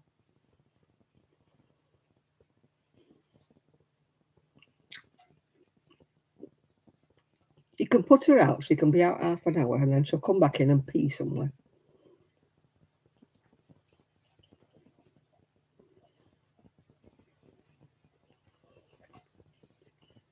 If it was up to me, you could have Trixie, but I'd post her.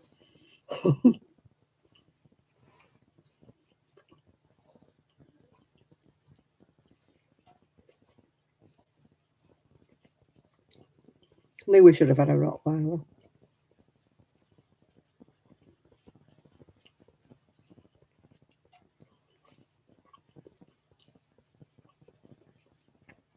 I wanted a Chihuahua, but my son doesn't like them. He calls them rats.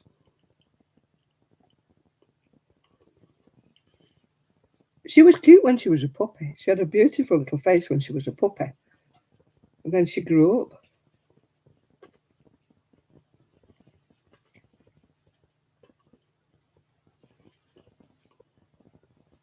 No, I loved my little Chihuahua. Well, he wasn't mine. I loved my little Gigi. My little Chihuahua baby. Oh, she pees wherever she feels like it, Jane. She's a pain in the backside. And worse.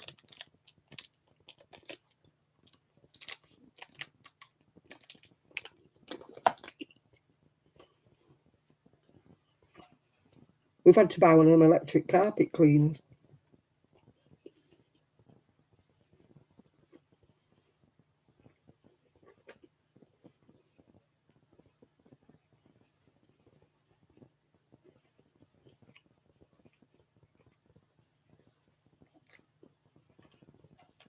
She is a pain. I'll be glad when it's summer and we can leave the door open.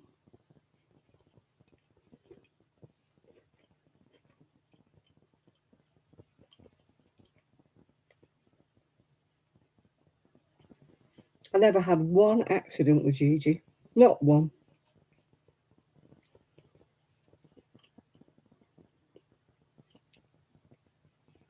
I'd never dealt with a Chihuahua till I looked after Gigi.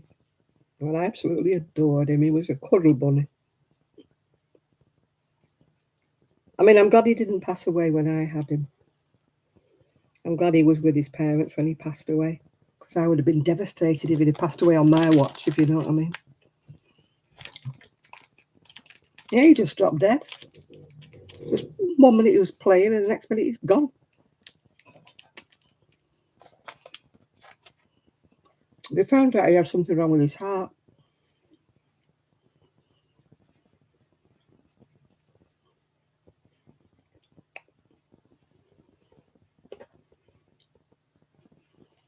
Yeah, I nursed that little boy through two major operations and being savaged by a Staffordshire Bull Terrier. I nursed him through all of that.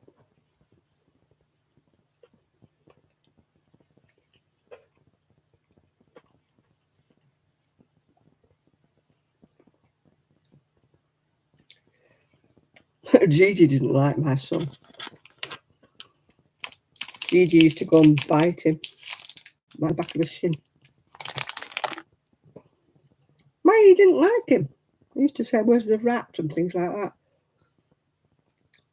I said, "Well, no wonder he goes for you because you don't like him."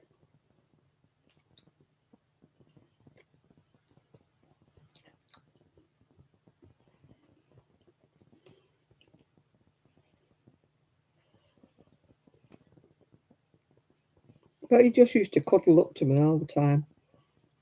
I used to have to crochet with a dog behind me. That was Buster. He used to sit behind me. I used to use him as a back cushion. And a Chihuahua on my knee.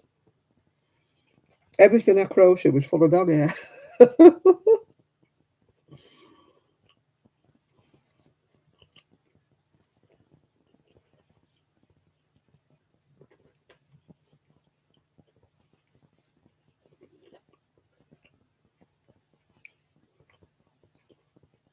Oh, he was. He was my little baby. When they phoned and told me he'd passed away, I was heartbroken. Heartbroken. You thought he was mine.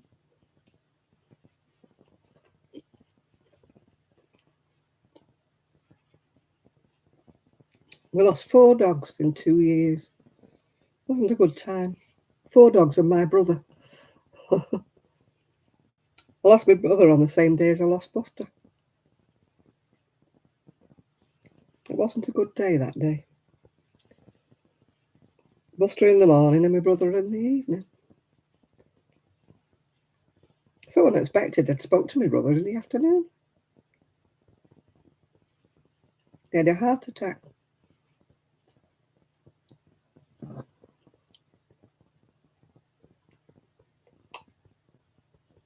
You never know, do you, what's round the corner? You never know. Oh, yeah, I used to fall asleep. He was so tiny, I used to put him inside my jumper, if you remember. He used to love to sit inside my jumper, inside my cardigan, yeah. Because he always fell asleep, didn't he? People used to say, where's Gigi? I'd say he's asleep, yeah. And he used to snore, if you remember right. He used to snore on my lives, yeah. Mind you, those of you who've been with me long remember when I had the, well, they thought I had narcolepsy when I kept falling asleep. I fell asleep 2 or 3 times on lives. I don't know what it was. It just sort of cured itself. But yeah, they thought I had narcolepsy because one minute I'd be talking and the next minute I'd gone to sleep. People who used to follow me used to say, 1, 2, 3, she's back in the room. I wouldn't be gone for long. I'd just go for a few seconds and I'd just go. I still do it now, but I haven't done it on a live, yeah. One minute I'm watching something on the TV and the next minute I'll go to sleep. But when I wake up, I've only missed about 5 minutes of the programme. It's strange when I do that. It's sort of like a blackout. Well, there's only testing me for narcolepsy. They say I don't have that.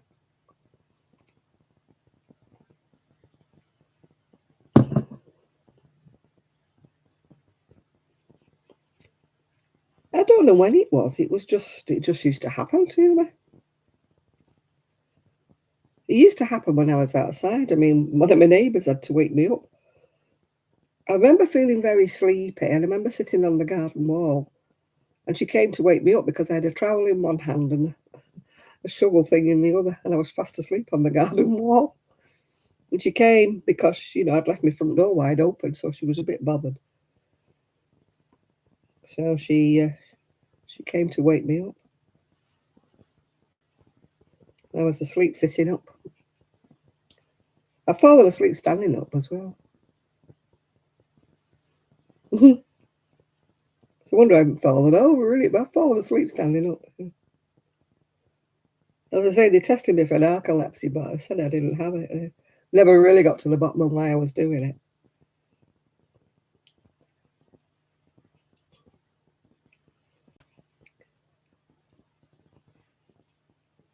I used to sit on the end of the bed and I used to what I call space out. I'd be sat on the end of the bed getting dressed or something, and then I'd suddenly come to, if you know what I mean, and think, what happened? And I'd just be sat on the end of the bed. And I'd have just like kind of passed out, but I was still sitting upright. But thankfully, I don't do it now. Touch wood. Whatever it was.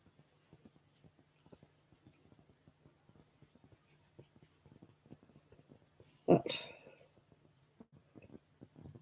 nearly done one. Got a bit more to do yet. I think I need to do about 20 inches. Oh, yeah. Oh, got a lot more to do yet.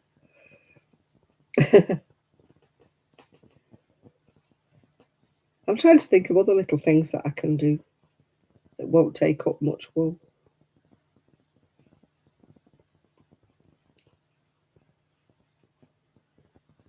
That's one thing I liked about that. We were talking about Sheila before. She says, it's not skeins of yarn. She said, that's American. She said, it's balls of wool in the UK. And I'm like, I'm with you, Sheila. It's balls of wool in the UK.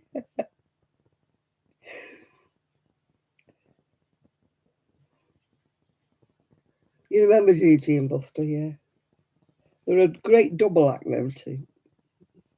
Little and large, and yet they loved each other to death. They used to curl up together, always together. Curl up in the same basket. Wherever Buster was, Gigi was there. And Buster was so gentle with him. I can remember when we've had as many as 6 dogs in the house at one time, and my house wasn't that big. I'd have our Ian's two, Sky and Poppy. I'd have Buster and Gigi, and then I'd have next door's two, which have passed away now. That was another Poppy, and Buddy. And they all used to come in. What wool is this? It's Peyton's Fab Double Knitting, it's called. Ooh, you can see it, Peyton's Fab Double Knitting. I got it from the Naked Sheep. I made a headband out of it. I don't know whether I sold it or not. I can't remember.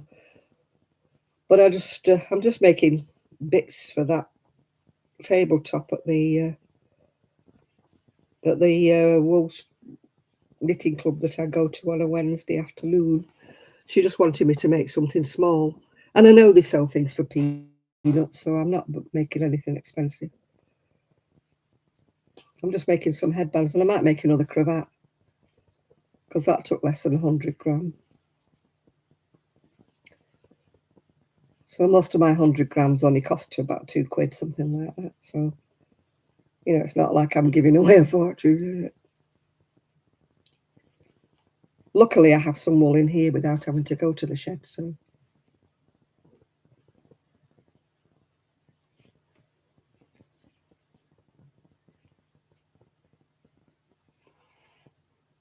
the other one, the blue, the blue was New Fashion Double Knitting by Woolcraft. I think I paid probably about £2 for that, and I've made 2 headbands and a little cravat with that. But this I'd already used part of the ball, so I'll only get 1 headband out of this. I might be able to use the rest of it up as a trim for something. You know, if I make a little baby matinee, I might be able to put a trim of this bright colour around the edge of it to make it a bit more modern. You know, or make a baby's hat with it or something. We shall see.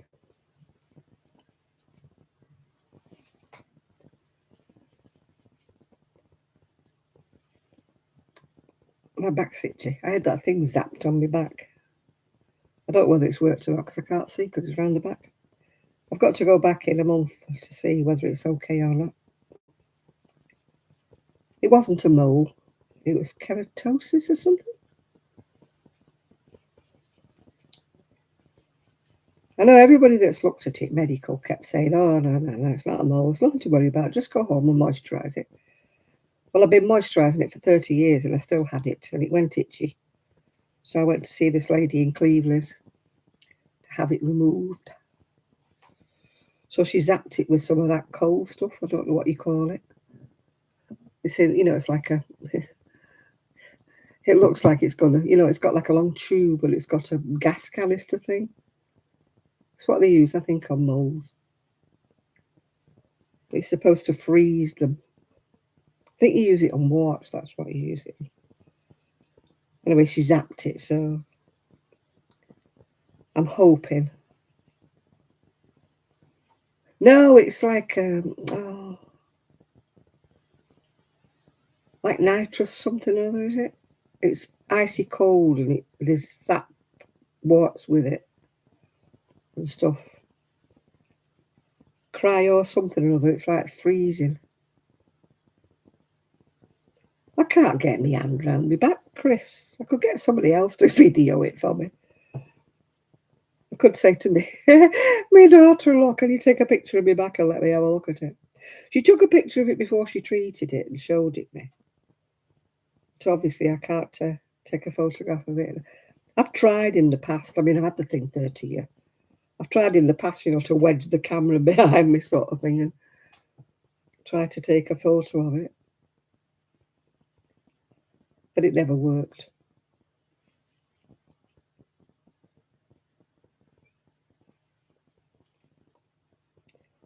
As I say, I was going to do a video today. I was going to show you my steps, my stepping stones, and going to put my cardigan I've half done. I was going to put it on the mannequin, but they didn't go out until much, much later, and it was going dark by then, and then the dogs were in and out, so you never got the video.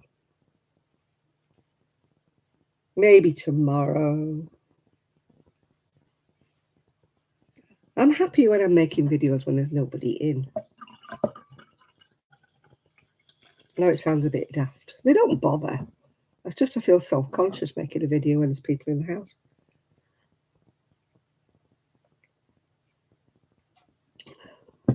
It's just me.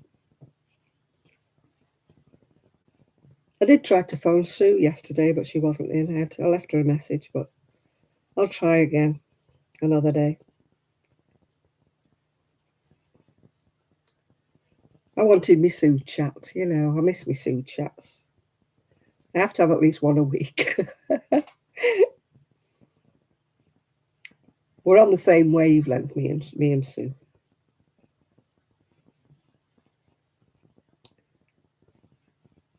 We went out on Thursday, but we got a lift. So I didn't have to brave the geese on my scooter. It was so cold.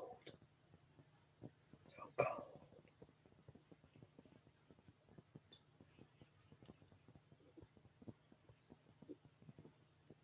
You're still drinking coffee? You'll be up all night. Oh, my, it's only afternoon, isn't it? It's only afternoon for you. I keep thinking it's the same time as me, because I can't drink coffee past a certain time. Mainly when I've had this dandelion and burdock, or if I have anything like Coca-Cola or anything fizzy. I'm usually up all night, but of course I don't feel tired because I didn't get up till 12 o'clock today. Didn't get up till midday. That's probably why I didn't make a video in it, because the day was half over before I got up. Yeah.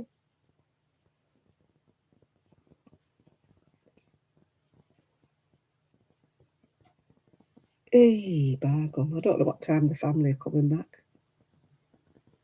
Probably about midnight or so, yeah.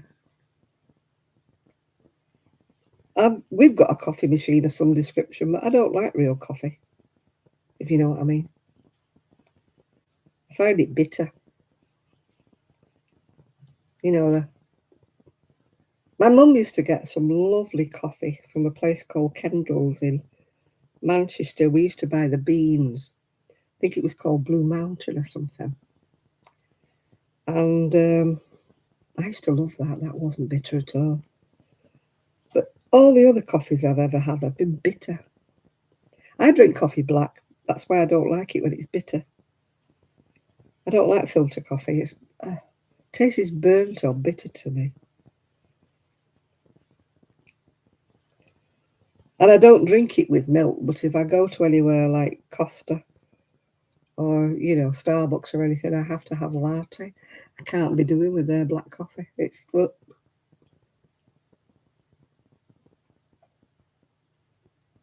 I think Blue Mountain's from Jamaica, yeah.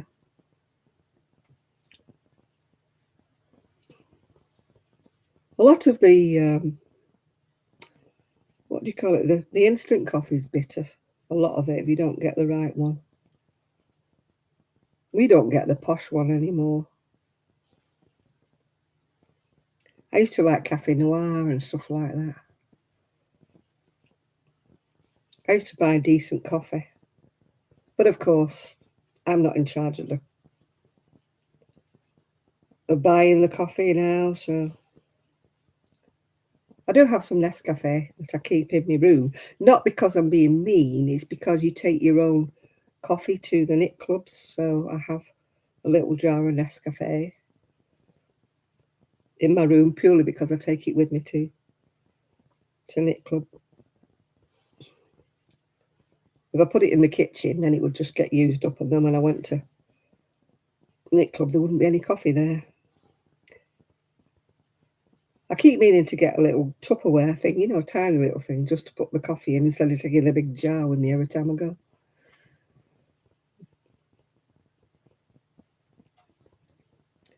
I'm hoping by the time I go back to that knit club, the evening knit club, I'll have my scooter with the top on.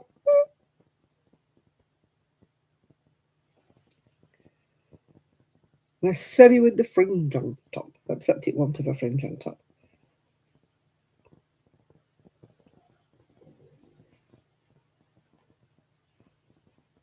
So I'll be able to customise it.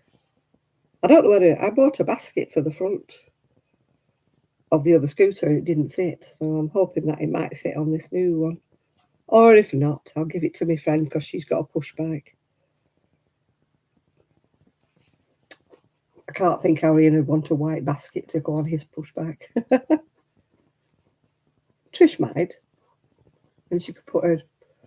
Well, she doesn't use her bike very often.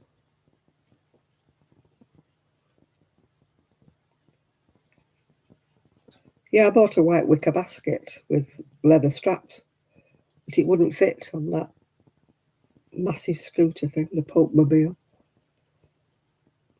So I don't know whether it will fit on this new scooter I'm getting. I don't know, because I don't have my basket on the front. It's so handy to so handy to pop things in.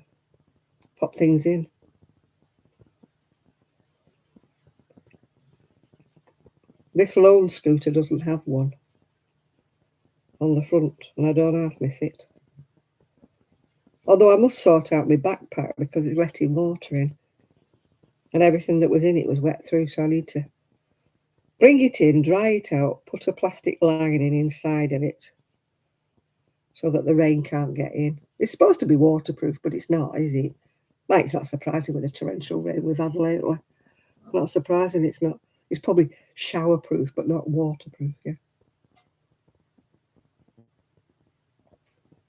So I'm going to put a black bin bag inside it when I've dried it all out. I keep forgetting to take it off my scooter and bring it in and dry it up.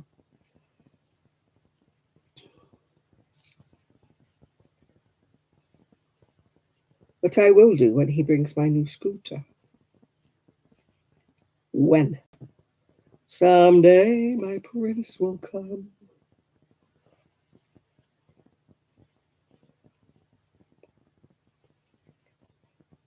Hey, I'll be so glad when I see him with that scooter. Like, oh, come here, Wayne, come here.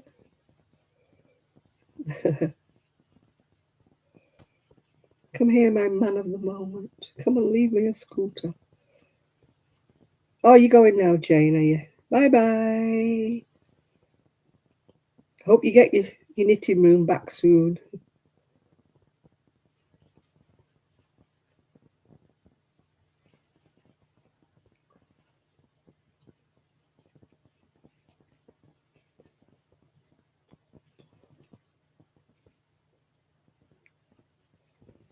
I'm going to ask my son to bring my sewing machine in.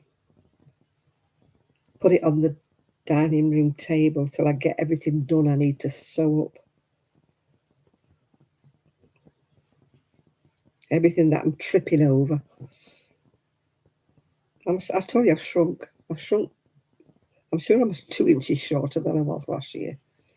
All my dresses and my trousers, I'm tripping on the end of them. And I am blowed if I'm going to hand sew every single one of them. So I need my sewing machine in. And I need to put that zip in my fleece. The zip's pinned in and everything. It just needs sewing. So I'm going to ask him if he will carry it in for me because that's too heavy for me to carry. How far am I off this now? How far am I off? Oh, not far, not far. Maybe another inch.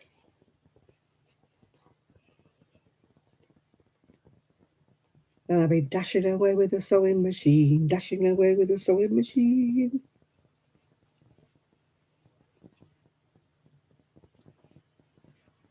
I don't sew, you probably gathered that. I only do hems and repairs. I don't sew couture garments. The last time I tried to make myself a skirt, it was a complete and utter disaster. It didn't suit me. So I just buy things now. Although if I had loads of money, I would buy Moonbeams and Mayhem. Honestly, they do everything that I would love to wear. But luckily for me is they don't go up to my size most of the time. Otherwise, I would spend my whole money there. There was only one dress that went up to my size, and it was a bit sort of smocky, bit tent-like. I didn't fancy that. And it was 40 quid, so I thought, nah, I'm not paying £40 for a tent. But all the dresses that were more fitted, they weren't my size. They only went up to a 16. A size 16. I sent her a message saying, "Bye, Jane. I loved everything in the place, but can you please do some bigger sizes?" I'm not the only one. Somebody else put it on Facebook saying, "We love all your stuff, but can you do some bigger sizes?"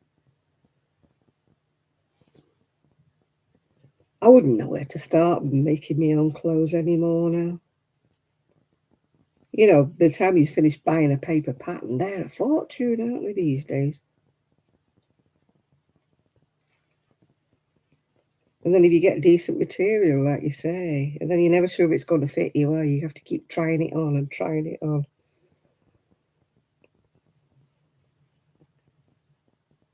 No, I only do running repairs. Hiya, Denise. How are you doing? I have watched your videos. I haven't put a comment on, though, because I'm usually watching you on my tablet. My tablet won't even let me like anything. It's stupid, my tablet. I can't even put a thumbs up. It says, "Do you want to sign in?" And I thought I was signed in. If I wasn't signed in, how am I watching it? Well, I got locked out of my PC the other day. Irene said, "You must have changed your password." I said, "I haven't." So I went off to Nick Club, and when I come back, he said, "You have changed your password because I got in on one of your other passwords." And I'm like, "Huh? You've got a cold? Oh, sorry, Denise. Blame your dad for that. He probably brought it back from Spain."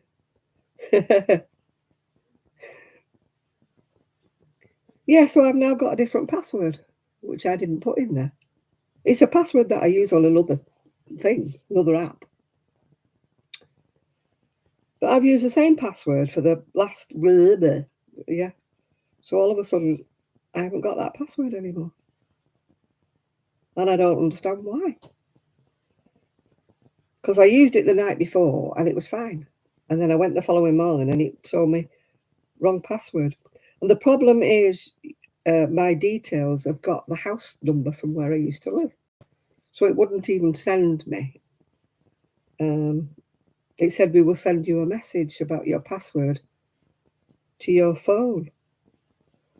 So when I said it wasn't my phone, it just said, "Oh, sorry, you'll have to go to this HTT, whatever it was, to change your password." And I'm thinking, I can't do that because I can't get in. If I can't get in, how can I go to a different place to change my password? Has it logged you out of everything? Yeah, it logged me out of everything. But it's let me son in on another password that I use on another app. Weird. Luckily, he knows where all my passwords are because, you know, being such a klutz and a dumb boy, I have to write things down. So he knows what my passwords are. Not that I've got any secrets from him, I don't, you know. There's nothing on my PC that he can't see. And I'm sure he's not interested in knitting and crocheting patterns because that's all I keep. There's nothing on my PC that nobody else in the family can actually look at. I tell you, one time somebody sent me an email saying, it's a headband. It's one of these. I've been asked to do some things for a tabletop for a craft fair for the church. It's one of them little headbands. So I just made 2 headbands and I made like a cravat. And so I just had some wool left. It's Peyton's Fab double knitting. It's just acrylic double knit. So I'm just making another headband. Oh, Janet, what are you doing? It's supposed to be fastening off and I just unravelled it instead.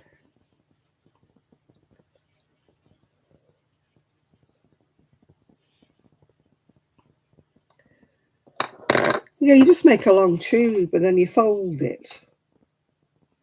Fold it in half and then you slot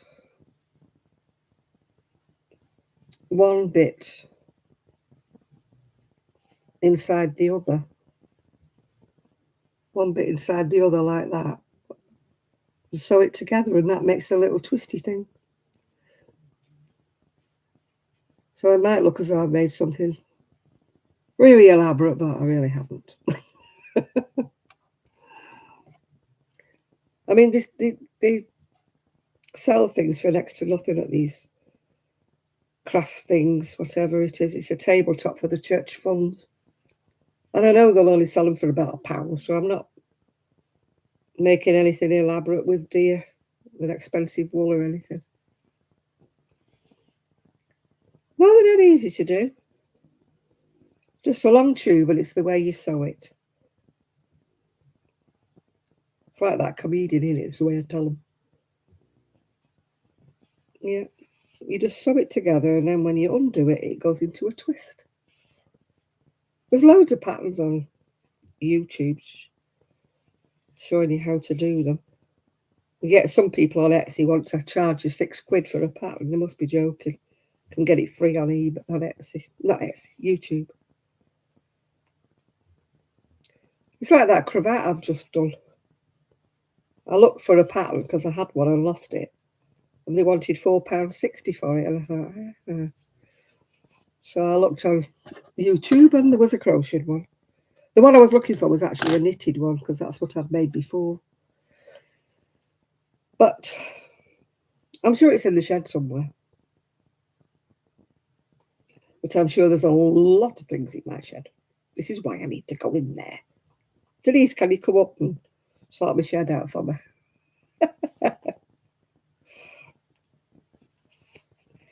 I wish people lived nearer to me because people are always saying, oh, we'd love to come and help you. But they always live in the middle of no place. They don't live anywhere near me.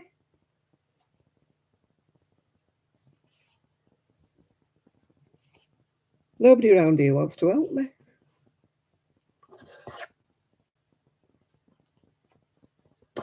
And I do about 2 things and have to sit down, so I'm a bit hopeless. My brain says, oh, the kettle, yeah, you might have to make your own brew, but the kettle will be on. Because I'm rubbish at tea. Absolutely rubbish at tea. Yeah, everybody that I know that says, oh, yeah, I would help you. I'd love to come and go in your shed. But they live about 300 miles away. And 300 miles in the UK is a lot further than 300 miles in the US, believe me. Right, see, now I've stitched it together. You turn it right. Well, I've got a tail to stitch in, but it goes like that and it twists. So it's dead easy to make. Well, it would be if I'm making it, wouldn't it? Yeah. You know, you're talking to the brain dead here. I need to darn these ends in because I don't like a knot, so. Have you seen Tracy's caravan that she's turned into a she shed? Oh, God, Denise, envy is not the word. She's got lovely windows in it, big windows, and she's got piles of stuff in it. Oh, this one, I just made it up as I went along. You know me, I never have a pattern. But if you ever get time, look at Tracy Crochet Rocks. Look at the one where she's done. It's on a different channel. It's still her channels, but where she's done up the she shed. Or the rocks, whatever it is. Her hubby's done up this. It was a caravan, and he's done it up to make it into a shed for her. She's going to be doing her videos in there and everything. She's got it. Oh, I've got envy, because my shed's about that yay big, and hers is about yay big. Yeah, so I'm so jealous. Yeah, there it is. A headband. She just crochet a long tube. I know you don't like wearing hats, but you might like wearing ear things. Maybe your sister would as well. Maybe Casey would. But you can do it with any thickness of wool. You just don't have to use double knit. I just use a simple pattern. But you could use any stitch you want. You know, we shall see. Yeah, they're dead simple. There's a million YouTube videos, yeah. Million YouTubes. But, you know, if you don't like wearing a hat, you could make it narrower than this. You don't have to make it this wide. It just goes over your ears, just keeps your ears warm. There we go. I don't think I've got enough to make another one. I'll use it for a trim on a baby jacket, I think. I think I'll do that, yeah. I'll wind it into a ball because I don't like floppy. You know, all the middle goes out your ball of wool, yeah.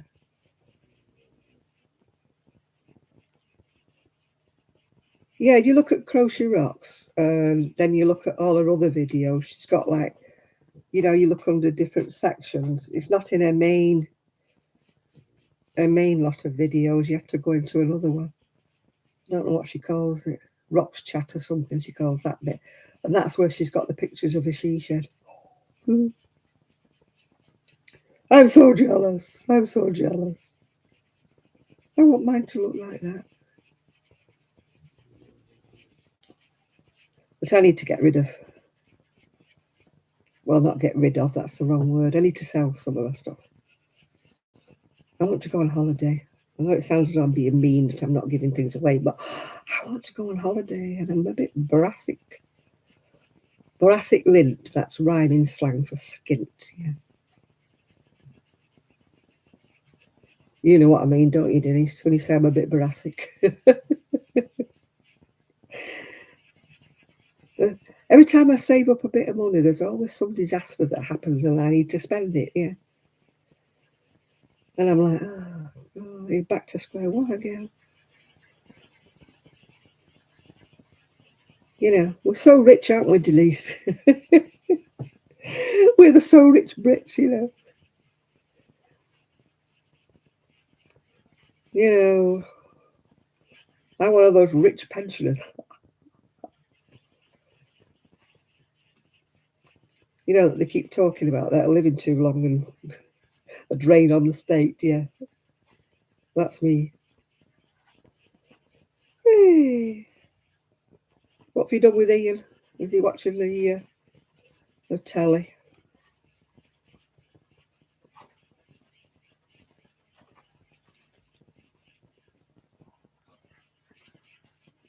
I don't know how you knit those shawls, though, Denise. Man, you knit on those wormy things, don't you? I can't knit on those. I know I've paid my fair share, but that's not what people think. People want us to work until we're too old, and then when we retire, we pass away. You'll find that when it's Ian's turn to retire. They'll want him to work until he drops dead, and then they won't have to pay him a penny.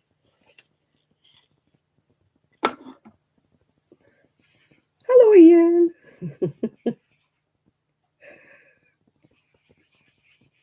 I know he normally chips in, but he can't say anything on it. I miss our Zooms. When we used to do our Zooms, was it Zooms? When we used to have me, you, Sonia, Kelly sometimes, yeah.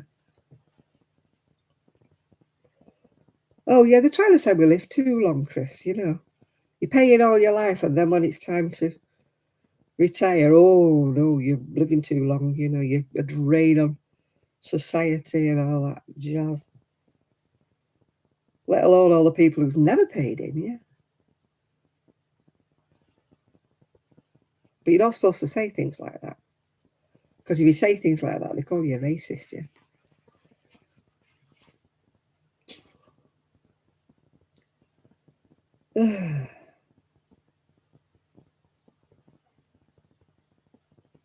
I was never in a highly paid job where I had enough money to put away a darn good pension. I've always worked for like minimum wages, really. So I've never been in a position, to put away a lot of money for a private pension, which is the only way to go these days, yeah.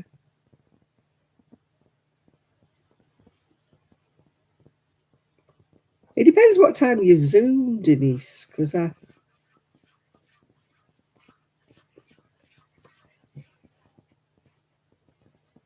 have to send you a message saying, are you Zooming today? When are you Zooming? I never worked out how to do my own. You Zoom 6 days a week. I could Zoom on a Tuesday or a Friday. I could Zoom because the other days I go out, yeah.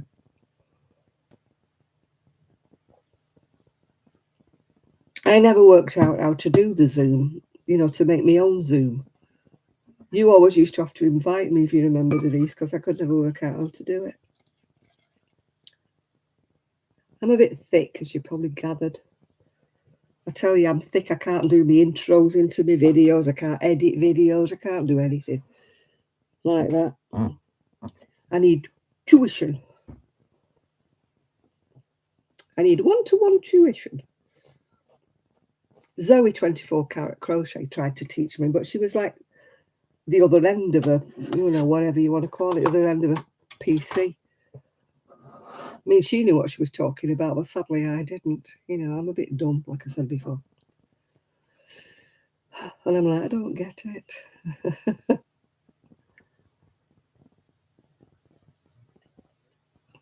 I would imagine protests probably maybe about benefits. I don't know. Are we talking about benefits, pension rights, things like that? Are we talking about? I mean, here in the UK, all they keep doing is put the pension age up, put the pension age up. They're waiting for people to work until they've dropped dead. They don't want anybody to actually claim anything, I don't think. I mean, we can't opt out. We've got to pay into this system that gives you your pension, and yet they're telling us there isn't enough money to go around. Yeah, because you keep giving it all away, that's why. I think the UK must think it's benevolent or rich or something because it keeps donating to everywhere else. Well, they can afford to give $1 billion here and $1 billion there, and yet they can't afford to look after their pensioners or their veterans. Is it the same in the US? Yeah. Martin Luther King, yeah.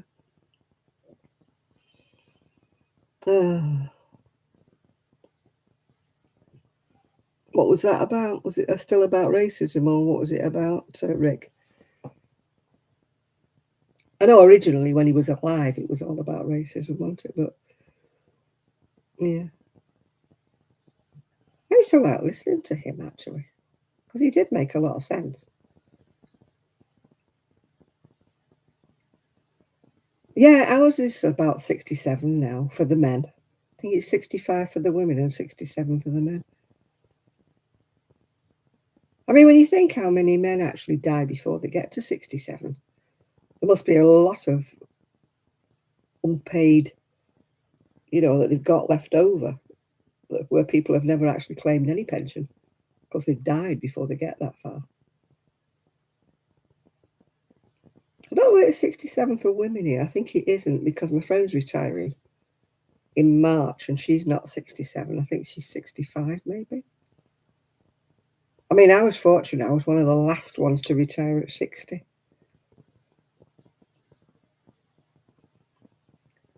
Yeah. Oh, yeah, the strikes. We've got the nurses' strikes, haven't we? And the medics as well. The paramedics and people like that are on strike in the UK. People like that are just undervalued.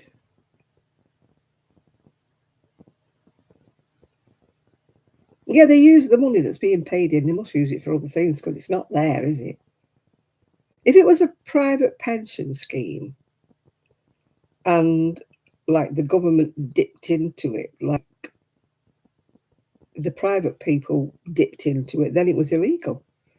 So I don't see why it's different for the government when they dip into it and pay other things off rather than paying the pensions. I think they use it like a big pot of money, don't they? They keep dipping into it.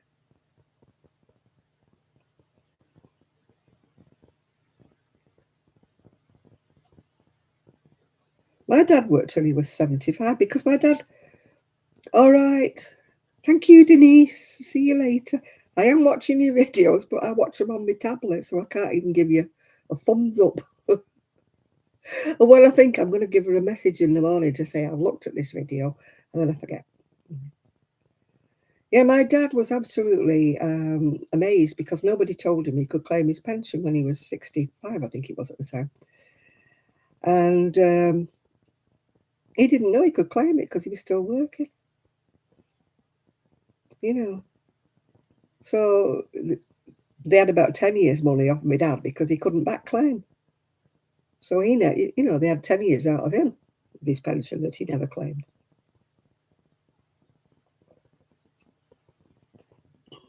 Oh, yeah, they can afford to send billions off to India and places like that, can't they?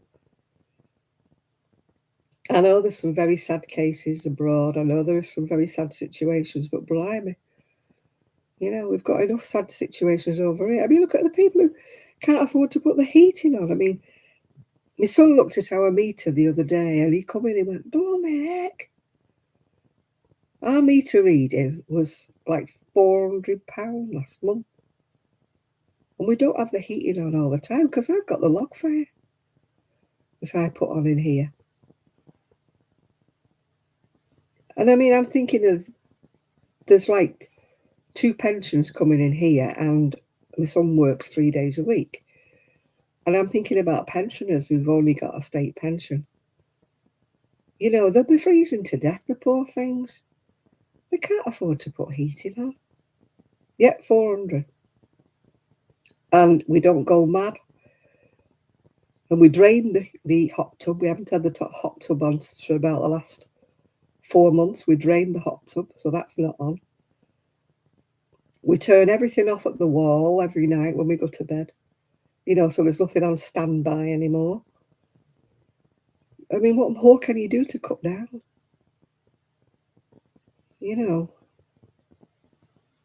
I just feel so sorry for the people. We can actually pay it. I know it's but you can actually pay it. We're not going to, starve because we're not paying it.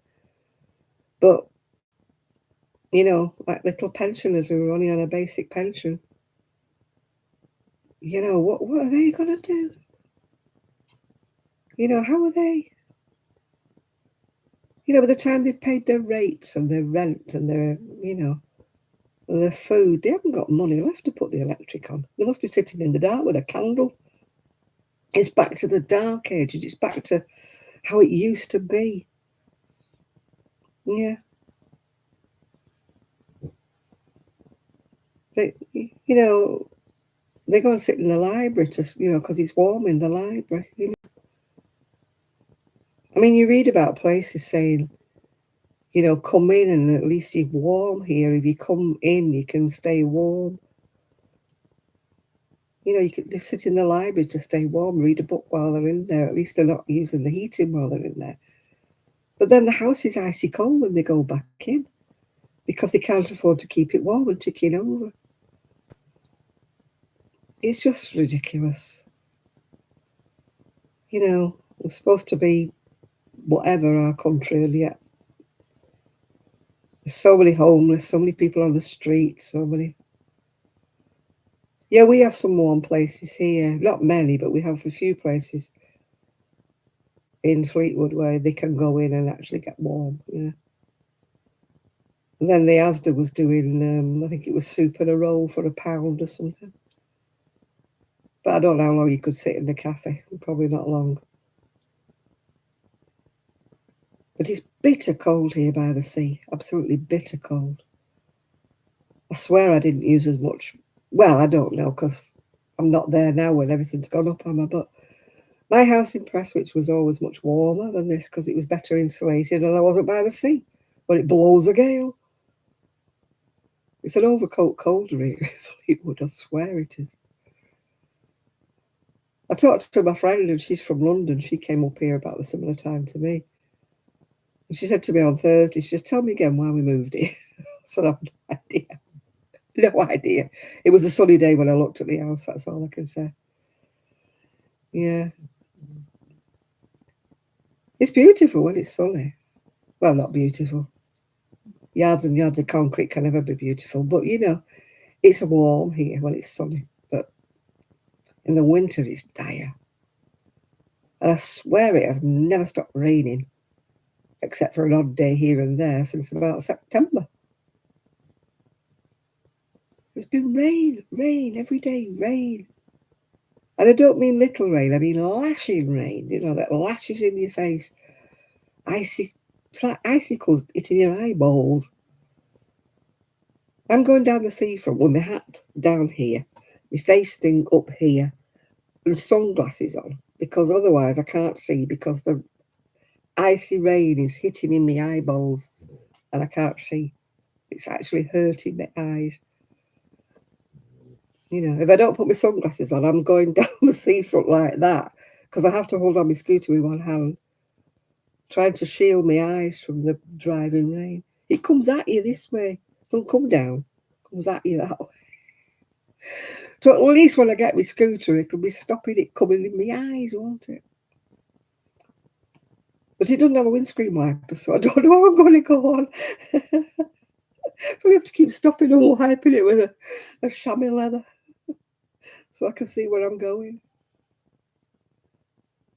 Yeah, my son called me gangster granny the other week when I had his black motorbike thing on up to here, and I had my hat on down to there, and I had glasses on, and they wrap around glasses, they're motorbike glasses, because if you wear ordinary glasses, the wind comes in the sides. So these are like gangster glasses that come right round. So he called me gangster granny. It tickles me when people say hello, and I'm thinking they can't even know I'm a human underneath all that.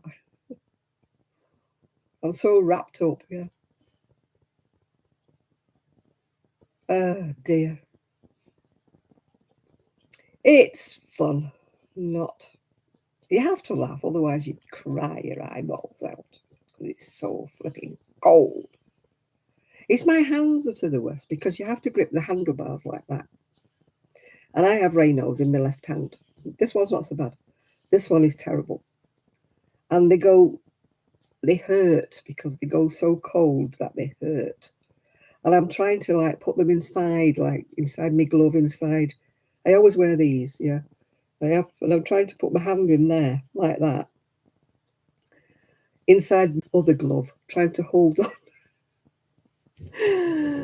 I have a pair of sheepskin mittens that I bought last year, but they are so stiff that they won't bend around the handlebars. Anyway, I bought this mink oil. It came today. It's supposed to softens and waterproofs things.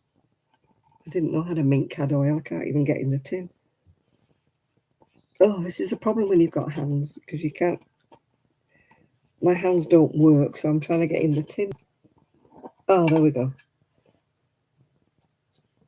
It smells like paraffin wax. It smells like paraffin wax. I mean, I looked up online and it said things like, you know, how to soften leather. And it was saying things like, put them in hot water. And I'm like, well, sheepskin mittens, I don't really want to put them in hot water. But if I can't bend them round the handlebars enough, they tend to just off with me because you're pressing the wrong bits, yeah. So I need to get my sheepskin, and I'm going to soak them in that mink oil tomorrow. See if I can get them to bend. Yeah. The old-fashioned sheepskin gloves, which you can't get, used to be like suede on the outside. And I mean, I had a pair for years and they were really, really battered, but they used to bend, if you know what I mean. You could pick anything up with them on. But these new ones are like leatherette or whatever. They're not proper leather. Leatherette on the outside, so they don't bend at all. They're like stiff. So I can't bend them round the handlebars. So I go down the seafront with one hand on the controls and the other hand tucked inside my coat, trying to keep my hand from freezing. So every time you go over a bump, it goes boom. Yeah, faux leather. They call it fleather, don't they, or whatever. They call it leather, but it's not. You can tell. Leather smells of leather, doesn't it? This stuff doesn't smell of leather. So to me, it's fake. They shouldn't call it leather when it's not. Yeah. It's like leather sweets, isn't it? 9/10 of the time, unless you pay a bomb, they're not proper leather. Vegan leather, yeah, probably whatever it is. I mean, proper leather had a smell to it, didn't it? I had a leather jacket years and years and years ago, and you could smell the leather. You know, even when you used to get in a car in the old days, it was leather upholstery, and you could smell the leather when you got in. And the same with leather shoes.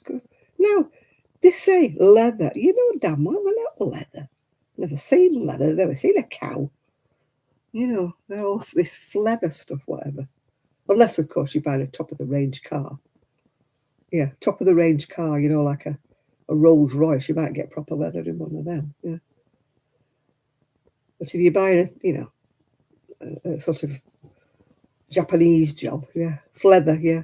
You get a Japanese job, you know it's never seen leather, don't you? Hello, Lulu. Lulu, get your eyes tested if you think I look beautiful. I would love to think I did look beautiful. So thank you for the compliment. I shall take it as one. Oh dear. Thank you very much, Lulu.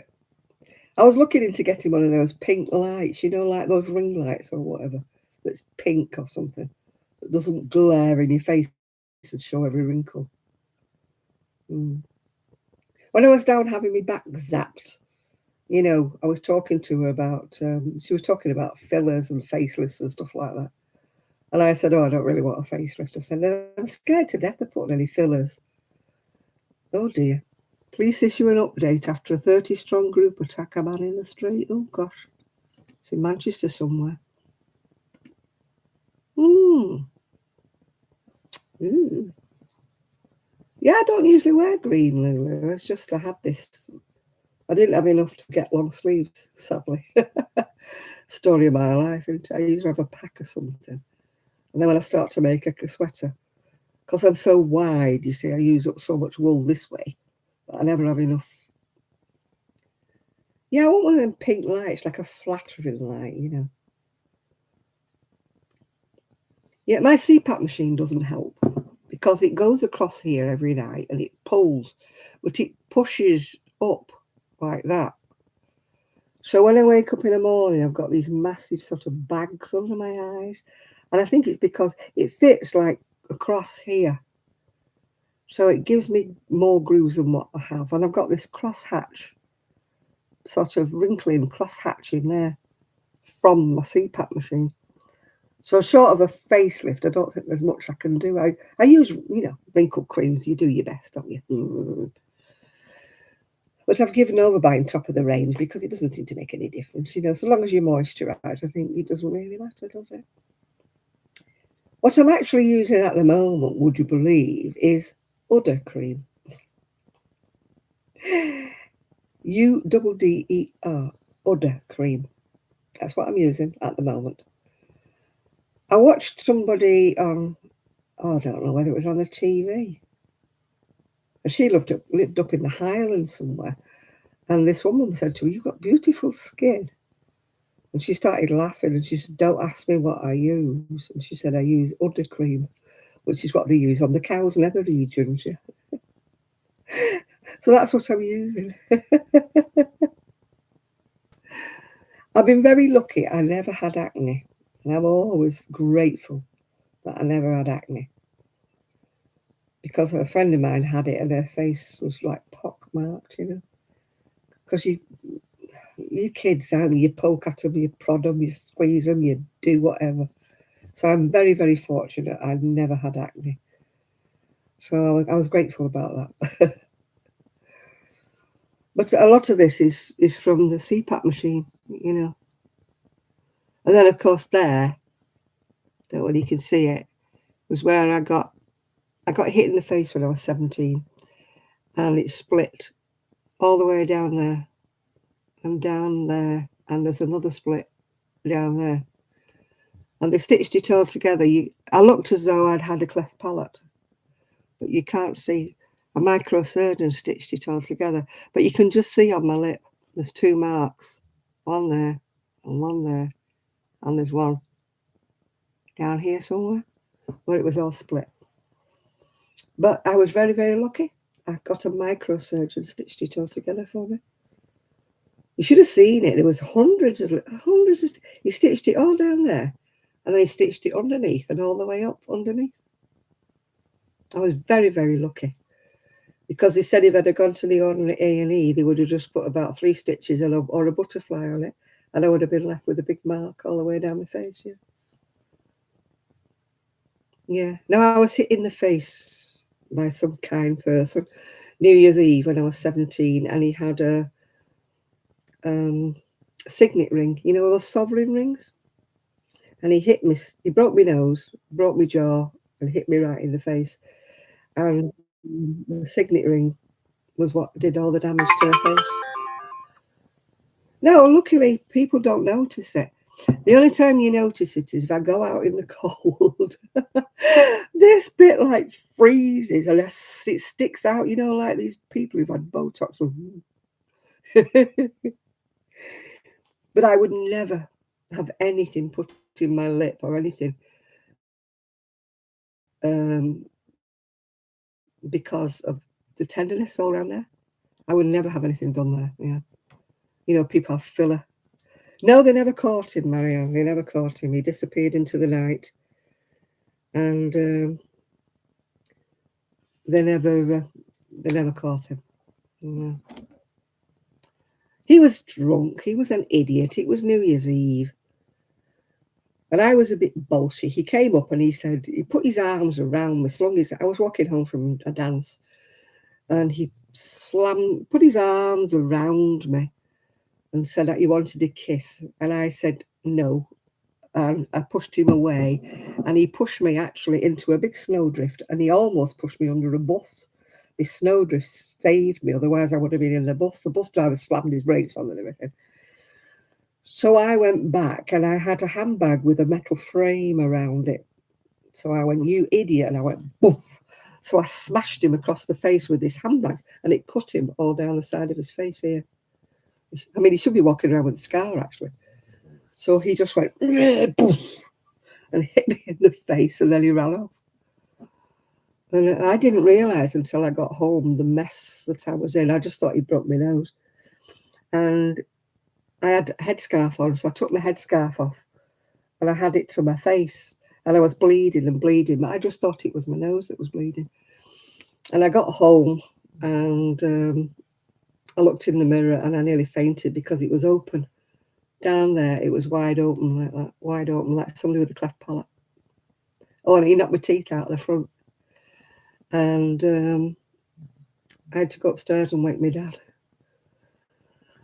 And he went, I was right next to the hospital when it happened, but instead of going to the hospital A&E, I went home.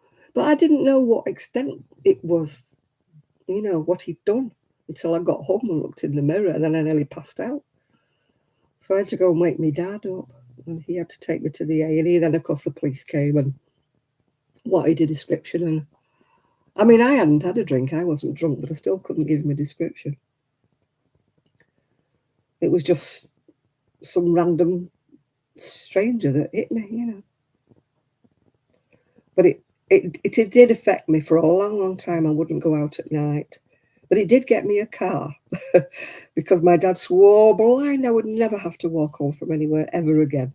and that he wasn't available to bring me home, that he wanted me to pass my driving test, and he bought me a car, which really peed off my brother, who was like 9 years older than me and never got offered a car. But my dad said, "You are never, ever walking home from a dance ever again." And of course, I didn't have the money for taxis back then and things like that. Yeah. Oh, my dad was livid, absolutely livid. If he'd have known who that guy was, he wouldn't have been alive, I'm sure. But I did get a car.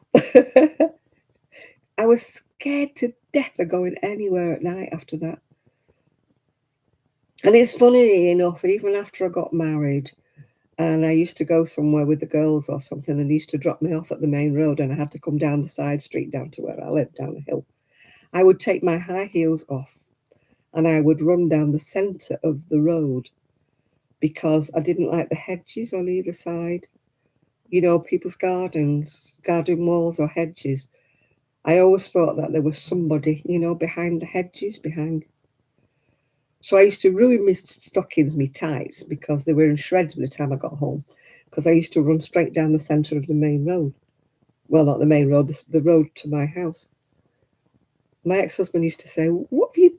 My feet had been black because I didn't run home like that. And he used to say, what have you done? You know, so I'm not. And of course, he couldn't meet me because we're a baby. Yeah. And he used to say, "What have you done that for?" I said, "Well, there could have been people behind the hedges." And he said, "Don't be silly. Not where we live." But to me, it was a threat. To me, it was like there was people waiting behind walls and hedges to jump out at me. Because that's what he did, you see, this lad. He jumped out from somewhere. And he just scared me to death, yeah. But it didn't spoil my beauty.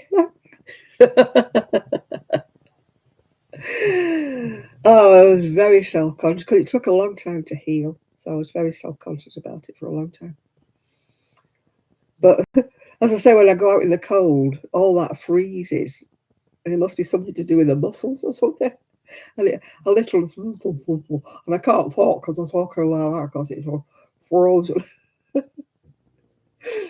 That's why I have to wear a face mask thing over my face when it's cold. Otherwise, I couldn't speak. Yeah. And that's why I've got teeny weeny little teeth. Those teeth. Because they came straight out and they pushed them back in. But they pushed them back in too far. So I've got titchy witchy little teeth now. I would love to know where he is. He must have a scar down his face by now. Because I really marked him. It was like the, you know, metal, you don't see them now, but the metal clasps on an old-fashioned handbag. It had like a hinge, didn't it, and a screw, and I just walloped him with it, and it went right down his face. Yeah. So wherever he is, Scarface.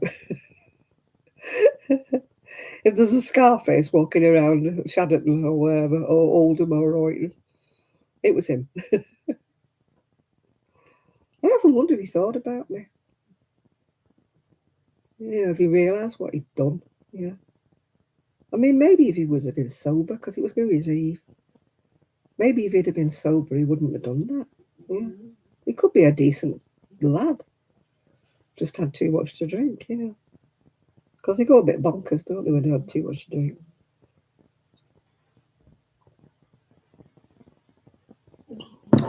But, as we say, that was then, now is now. God, I was 17, so it's what, 60 years ago? Yeah. Now, the funny thing is, about 6 months after all this happened, I went to the hospital. And I was going with my knee, because I'd fallen at my knee. And I'm walking, well, limping down the corridor. And this doctor's coming towards me. And he just stopped dead and he got hold of my face. And I thought, what the hell's he doing? And he's like that with my face. And I thought, oh, a bit weird, this doctor. And he said, "Didn't do a bad job, did I?" He said, "I told you you'd look as beautiful when I'd done it than you did." And it was the guy who'd stitched it up. But of course, I didn't recognise him because he had a, you know, surgical mask on. And he'd stitched it up. So whoever he was, all I can remember he was Indian, an Indian doctor.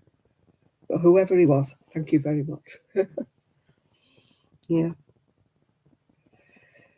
Hey, I don't know how surprised he recognised me, you know, because I was there with, like, the kiss makeup, because I had all this makeup on that I'd cried so much it was like black rivers running down my face. And of course I had this busted nose and busted lips. I'm surprised he recognised me. Yeah. Mind you, that not long after I'd had my spine done, a doctor, no, an anaesthetist was walking down the corridor at the hospital where I'd been, and he went, "Oh, hello, how's your back?" Hmm?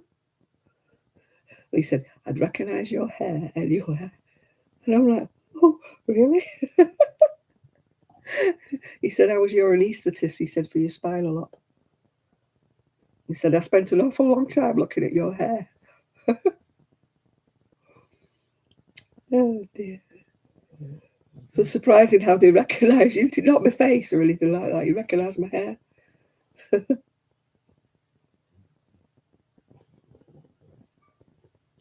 Oh, I've got that kind of face. I think that people remember me. Mate, the funniest thing of all was I was in hospital one day, walking through a hospital I hadn't been to before. And this woman shouts out, "Hi, Janet, how are you doing?" And I turned round and I thought, "Oh, don't recognise her." I thought maybe she's one of my customers, that recognises me from the shop. So I said, "Oh, fine, how are you?" And then she went, "Oh." And I said, "What?" And she said, "You're not Janet." And I went, "Yeah, I am." And she goes, "Yeah, but you're not the Janet I know." And I thought, how weird is that? Somebody called Janet who looks like me, who wasn't me. Huh? That is weird. That is weird. I know you have a doppelganger. I've got one on Facebook. She's called Anne Crooks. And if you see a picture of Anne Crooks on Facebook, you would think it was me. We've gone back into it and we are not related in the slightest at all. But we are doppelgangers. We really are. Oh, family back. Just heard the door slam. She put a picture of me on her Facebook and her daughter said, "I don't remember you wearing that dress, Mum." And she goes, "It's not me. It's Janet." Catfishing, no. This is long before that. Family are back. Oh, who's that? They probably want to go out, Ian. Oh, sorry, Trish. They probably need a wee. Oh, yeah, I'm just saying they probably need a wee. They haven't been out for about an hour and a bit. Yeah, my son come back, my son and daughter-in-law.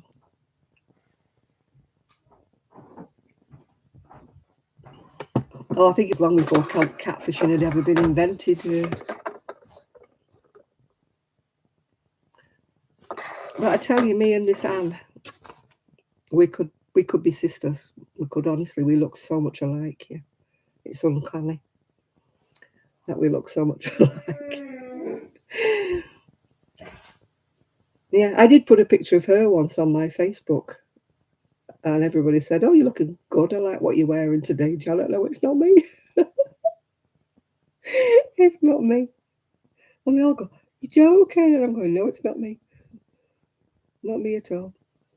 My doppelganger." They all say you've got a double somewhere, don't they? I saw a picture on Facebook of two guys, actually. They are not related. They didn't know each other. They no way related. And one of them kept getting called by the wrong name. And eventually they bumped into each other and looked at each other, and they're nearly identical twins. And yet they're not. They're not even related in the slightest. But they are. They're so much alike. No, she isn't. We've gone into the background. We've gone into all of our backgrounds, and there's nobody common to our families. We just, no. So unless my dad had a bike, or her dad had a bike, because we live in opposite ends of the country, we don't even live near each other. That's weird. Weird, weird, weird.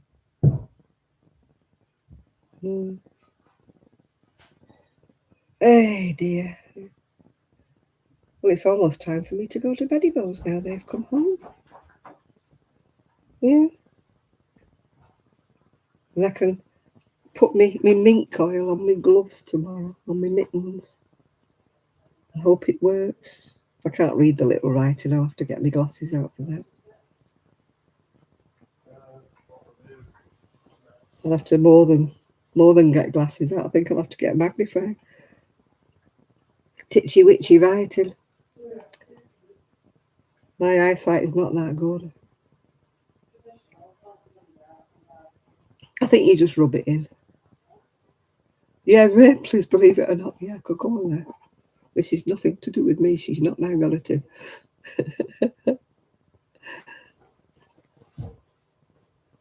Oh, smells. It's not a bad smell, actually.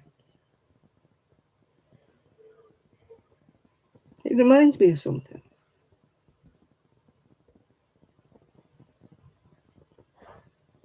Yeah, it reminds me of something else, and I can't think what it reminds me of. It's not a bad smell. It's not tarmac. It's supposed to be mink oil, but I don't think minks smell like. Well, I've never been up close and personal to a mink. And of course, I've never had a mink coat, so I don't know whether they smell like that or not. Let's see what's in it, if I can see with my magnifying glass. Oh, it's all in foreign. Cleans, protects, waterproofs and softens leather. It is also usable for oiled tan shoes in nubuck and smooth leather. Doesn't tell you. But to put it on with a clean cloth, allow it to dry and polish it off. I don't know what it's got in it.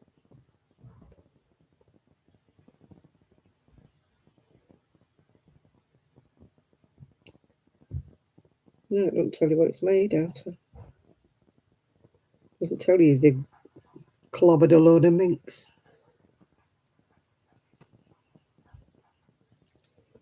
No, it doesn't tell you what it's made out of.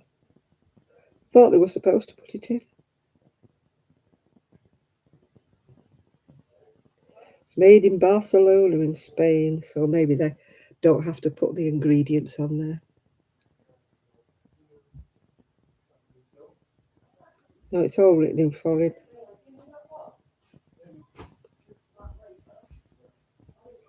No, don't know what it's made out of. Just says leather care. I didn't know minks had. I'm a Sherlock Holmes, yeah. I'm trying to see what the ingredients were, what it was made out of, because I was trying to identify the smell, but it doesn't tell you what it's made out of. Yeah, I've got a Sherlock Holmes, actually, somewhere in here. Don't know where it is now. But I've got one of them. Magnifying glasses. Here it is. Here it is. There you go. Made out of vegans. Yeah, minks. It's made out of ink. Holmes and Scrooge. When I was young, I used to have one of those Sherlock Holmes hats. It had a peak on at the front, a peak at the back, and ear flaps that went up. It was fashionable, would you believe, at the time when I was about 17. Deer stalker. Mine was in green check, dark green check. I loved my deer stalker. I used to wear it all the time. It's amazing what you wear when you're a girl. And I used to love my trousers, that had the elastic underneath the foot, like ski pants. I mean, somebody had put on that they were coming back, and somebody said, "Oh God, I hope not." I loved my ski pants. They were great. Ski pants and ankle boots. Thought I was the bee's knees with them. Yeah, stirrups, yeah. I thought I was the bee's knees wearing them.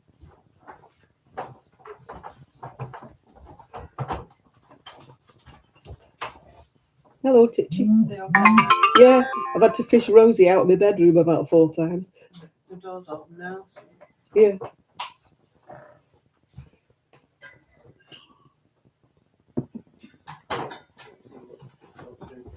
Hey? It's huge. No, she was like, you come to sleep.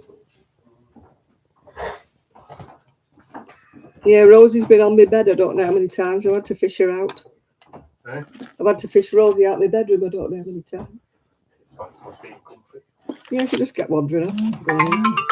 Woo. Okie doke. See you later. See you later. No, I never had a windsuit or a shell suit or whatever. I never had one of them. What have I got here? Super group. Oh, I'm not in a super group.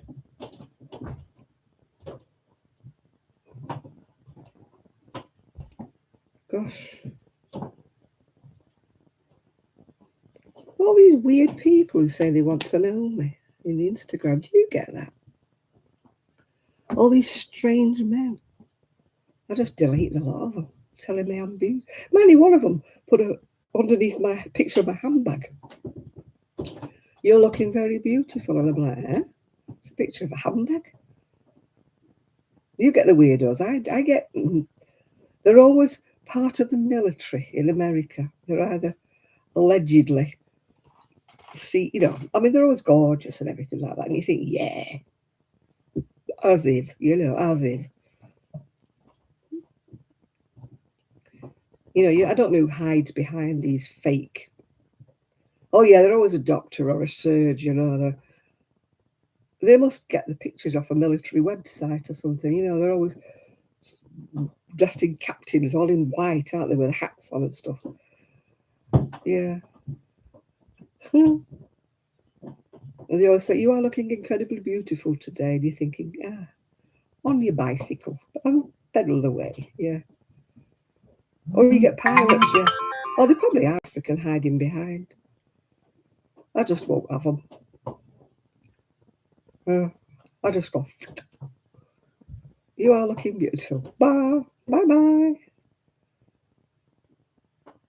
Oh, mate, I can't send you a message because I'm not on your friends.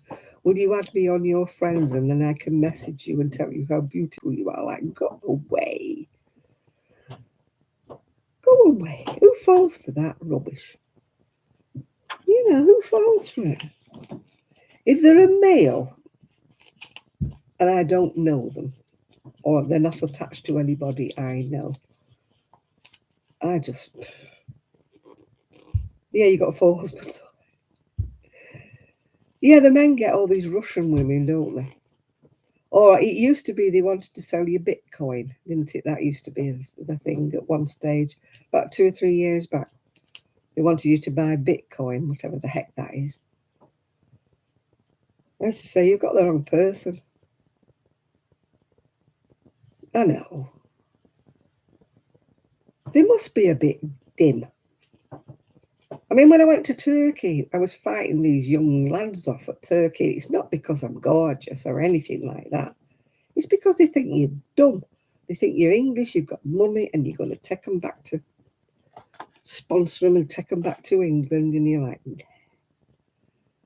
you see them on the telly, don't you? 70-odd-year-old women and these 22-year-old Turkish waiters. They love me. They want to marry me. And I'm like, oh, give over. Don't be stupid, I used to say, go away. I've got no money. Go away. Yeah. Well, they do. They fall for it, don't they? They get a scam them out of, my money hasn't come through and all that jazz. And I'm like, well, I can't look in it. And, you know. Yeah, they can't empty my bank account, Munchkin, because there's no in it. No, you're lying there, man, in your own business on the beach, and this young Turkish waiter will come and lie next to you saying, hello, you are so beautiful. And I'm like, hello, you need your glasses changing. Why are you so cruel? Why do you not let me say how beautiful you are? Because I'm not daft. Now go on. Be off.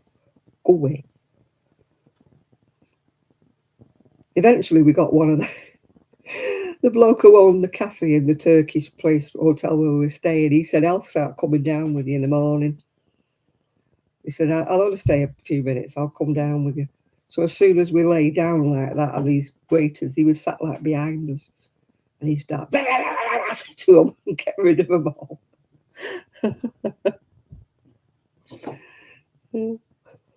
After he did that a couple of mornings, we stopped being harassed after that. He knows to pass the word around.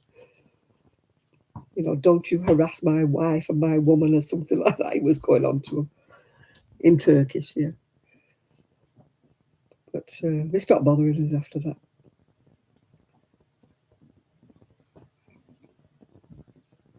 I just cannot believe that women are so daft. I mean, have a romance while you're over there.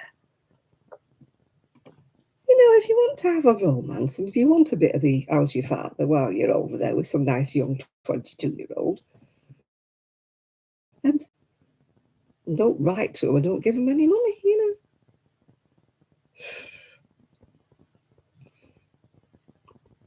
The only one I ever sent anything to was a lovely young lad, and I mean young. He was about 12, I think, and he waited on in the hotel where we were, and he was struggling. And I said to the other waiter, what's he doing? He said, oh, he's trying to do his English.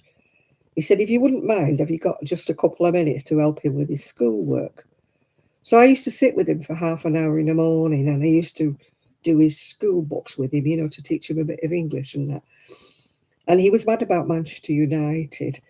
And when I got back home, I went to the Manchester United shop and I got him a shirt. And I'd explained to this woman behind the counter that he was mad on, you know, he's only 12 and he's mad on Manchester United. And she gave me a pile of like last year's stuff from under the counter that she couldn't sell anymore, you know, badges and things like that and everything. And I sent them off. And I got a letter back from the manager of the hotel said, oh, thank you so much. People have said to, it's called Nerves That. People have said to Nerves That over the summer, oh, we'll send you this, we'll send you that. Nobody ever did. So him to get this parcel, and they said, you know, he won't take the shirt off. We have to drag it off him to wash it, you know, because he was wearing his Manchester United T-shirt. He wouldn't take it off. You know, but I just felt so sorry for him because he was only 12, you know, and, you know, that was especially, he didn't ask me for anything. He didn't ask for anything. All he wanted me to do was to sit with his English books and help him with his English because he was learning English, you know, so he could help back in the restaurant because he was a poor little beggar, was only 12. And, yeah, so I did. I used to sit half an hour with him every morning while we did English, yeah. And you're supposed to smile. Well, nobody stole my stuff because I didn't have anything to steal, so they couldn't scam me out of money because I've got out to scam, so if they went and looked in my bank account, they'd be very disappointed. Very, very disappointed, yeah. The only thing I got scammed out of was I stupidly fell for an advert for a pair of boots. You know, a Facebook advert. They weren't that expensive, but I never got the boots, of course, and I never got the, you know, the money vanished. So now I won't buy anything. Yeah. I won't buy anything now. Fool me once, but you're not fool me twice, yeah. I mean, I reported them to Facebook. I reported them all over the place, but the advert still kept appearing for these boots but under different names. And I kept telling Facebook every time it appeared, it's the same company. I got scammed out of a pair of boots. I got scammed out of it. I'm telling you, stop taking the advert. But they never did. Facebook don't give a monkeys. They don't care. So I see many a thing advertised on, you know, in the Facebook page, and I think, oh, that looks lovely. Huh. I wouldn't even dream of buying it from there. There's a pair of pants been advertised over and over on there, and they're like furry lining inside. And I'm thinking they'd be brilliant for my scooter. But I won't buy them through Facebook. No way. There must be other places, you know, that sell the similar pairs of trousers. Yeah. Not getting fooled again. As I say, they weren't that expensive, these boots, but it's still the principle, isn't it? Yeah. But I mean, they're all fake, because if you look underneath the comments, they're all, oh, I've bought these boots and they're fantastic and all that. Well, they're all whatever made up comments, aren't they? And yet you get people saying, you know, don't buy from them, so they never get them or something like that.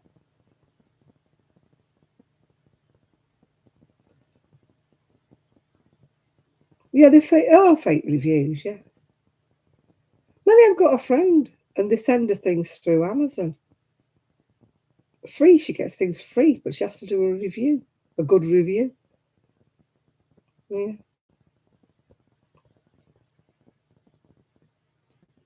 Yeah, I only did these boots because they look lovely,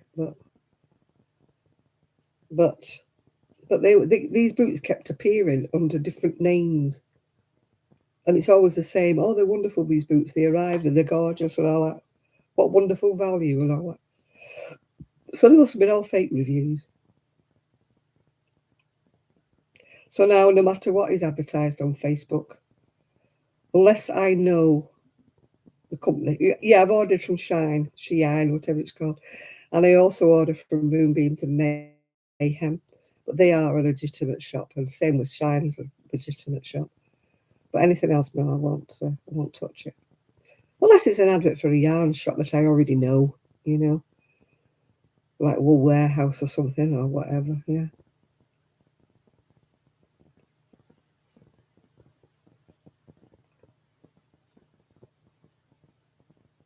Yeah.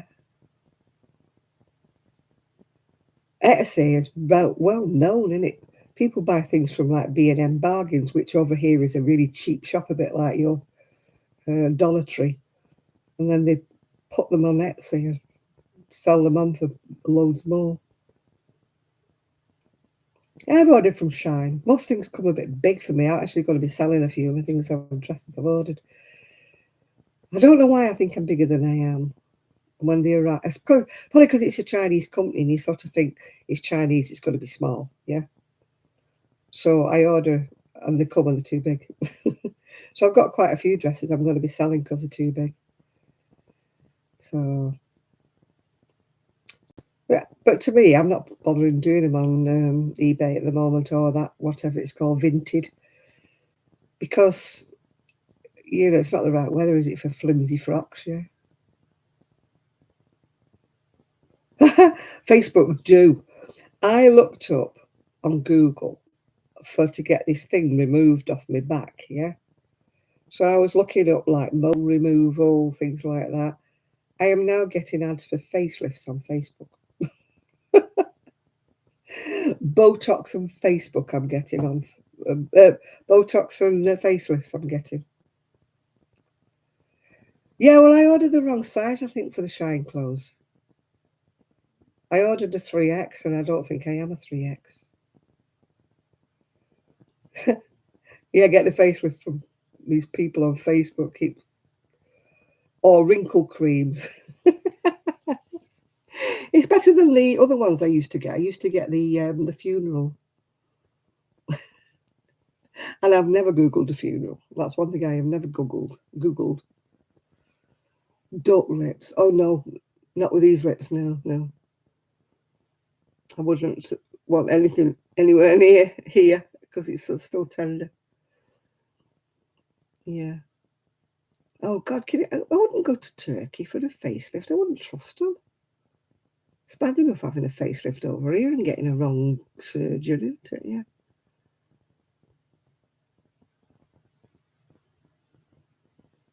Yeah. Oh, gosh, no, Nathan. I don't want any fillers in my lips, thank you.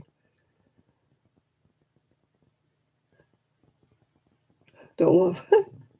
I don't want them. There was a girl came in the cafe the other day, and she had them, you know, the big fur eyelashes, you know, the ones that are about an inch long, and she had these lips. And our table, we just stopped the conversation and we went, stared at her. And everybody was going, you see her? You see her? The conversation just stopped dead. It was almost like, she just looked an idiot. And she had, of course, the big hoop earrings. They all have the big hoop earrings, don't they? It's just, why do they think they look attractive? With these great lashes. They must have been made out of fur or something. They were huge, big lashes. I mean, I've seen fake lashes and they're okay. Just put little fake lashes on that just implement your lashes. But these were, woo. She could have never worn glasses. She'd have been cleaning the glasses every time she blinked, yeah. But honest to God, she just stopped the conversation. We all went, Christina. Yeah, they don't look, well, they don't look real because they're not real, do they? But they look silly, don't they? But what gets me is they all look the same. There's no personalities anymore because they all look alike. And I don't know why they all want to look alike. I'll never be a beauty, but I don't want to look like everybody else. You look at these kind of wannabe stars, the ones that are on Love Island and all that stuff. And you can't tell one from the other, can you? They all look alike. They've all got the fake boobies, haven't they? Or the butt lift. And you're like, what are you going to look like when you're my age? When everything's sagged and dragged and, yeah. When everything's... when you get your boobs done, when you're like 20 or something, what are you going to look like when you're my age? Where are they going to be? I don't want, you put all that silicone stuff in your body, and I don't think they think about tomorrow, to be quite honest. They don't think they're going to grow old. They think they're going to be 25 forever, don't they? Worst of all, these women about 50 that are trying to look 25, and I'm like, no, you're not 25. Just look like a decent looking 50-year-old, and I'm done with it, yeah. All those big slug eyebrows, what are them all about? Yeah, if the silicone leaks or something happens to them, I mean, there's people lost their lives because of silicone leaking, isn't it? Oh, I just don't understand it. I could understand if somebody had a mastectomy because they'd had a boob removed from cancer or something. I could understand them wanting a fake boob to match the other one. That I can understand. That's not vanity, really. That's just, being back to normal after you've been a cancer sufferer. Or if somebody's had really bad facial accident, I could understand them wanting Botox or filler or something like that. If you've got some kind of tumour or scarring or something. But I don't understand why 20-year-old people do not have wrinkles. What do they want to have Botox for? You don't have wrinkles when you're in your 20s.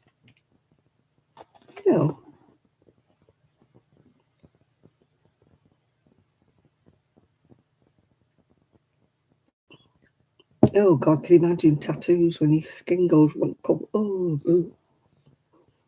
I've seen old fellas, like old kind of sailors, that have had tattoos when they were in the Navy. And they're in the 70s and 80s and all crepey, and all the tattoos have gone all weird. And you think, why did you bother? But it was a thing, wasn't it? You only ever saw people in the Navy with tattoos, didn't you? You never saw normal men with tattoos, really. Yeah. I don't... And people with face tattoos, what is going on? Why would you want to put things on your face? You know, like cut hair and stuff. Oh, I don't like that looks like you've got a ring through your nose. I'm like, you're a pretty girl. Why have you put a ring through your nose? Oh, yeah, sailors always had a heart and mum or the, yeah, whatever. I don't like that. That ring through the nose when they're a girl. I don't like it when it's a boy, but I don't like it. Or the one that comes like you got two bogies hanging down your nose. Two little bob things hanging down.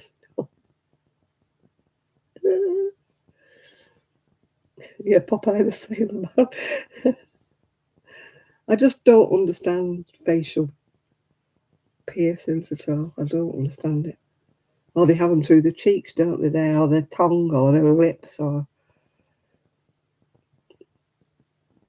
you know, what's this ring through the lip bit? I mean, let's get food in it and stuff. Yeah.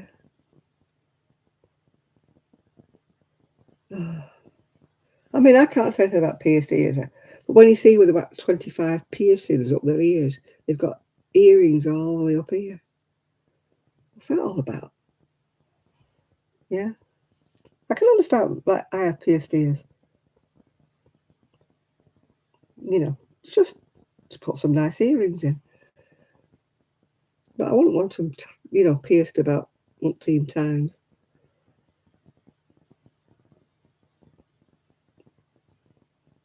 Oh, you don't offend anybody in here, Sue, so what's new knitting? We all say what we feel. Yeah, Sian unfortunately has lots, doesn't she? But that's her prerogative, I suppose. I just don't understand it, myself personally. Yeah.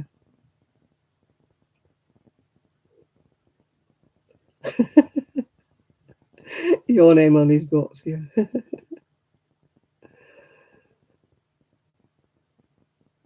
No, I just don't understand the facial tattoos at all. You know, and they've got crosses and things, and oh, there's got to come a time when they're going to regret it. And you can have them removed, but it's like burn marks when you have them removed, aren't they? They're lasered off and they leave a scar, which is worse than a tattoo. I've seen somebody who had the tattoos removed, and it just leaves like burn scars. Mm. They'd put love and hate on their knuckles when they were kids, you know. And they wanted them removed, but they had scars on all across their knuckles. They had scars. I had one boy at the job centre who always came in with an elastoplast across his head. And I said to him one day, I said, "What have you got on your head? Will it not heal up?" And it was a tattoo of his former girlfriend. So he went through life with an elastoplast stuck over his head.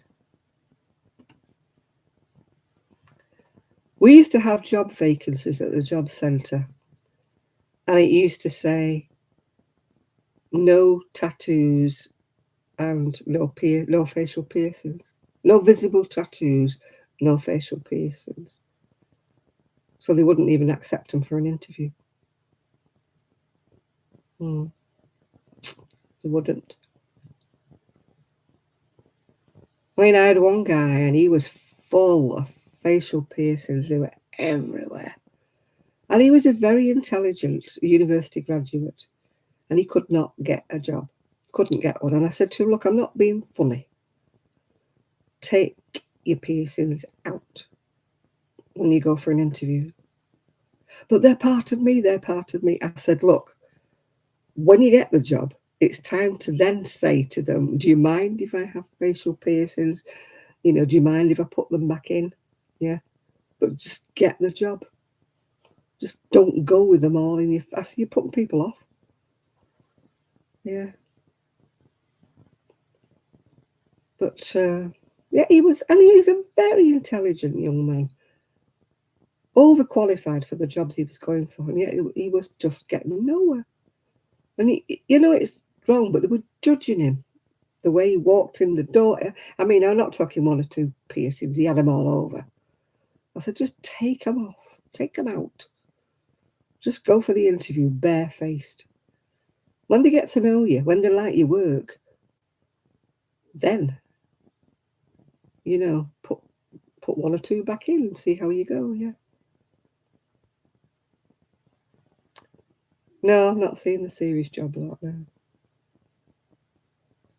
No, I used to have that coming in with tattoos with like cut here across here, you know. And teardrops. A teardrop on the face is supposed to mean that they killed somebody. I wouldn't have put it past the people I used to deal with. If you had a teardrop tattooed. Oh. Yeah, if somebody came to me with a job, and I'm afraid if they had piercings and facial tattoos, I wouldn't have employed them. No, I wouldn't have employed them. No, a teardrop, no.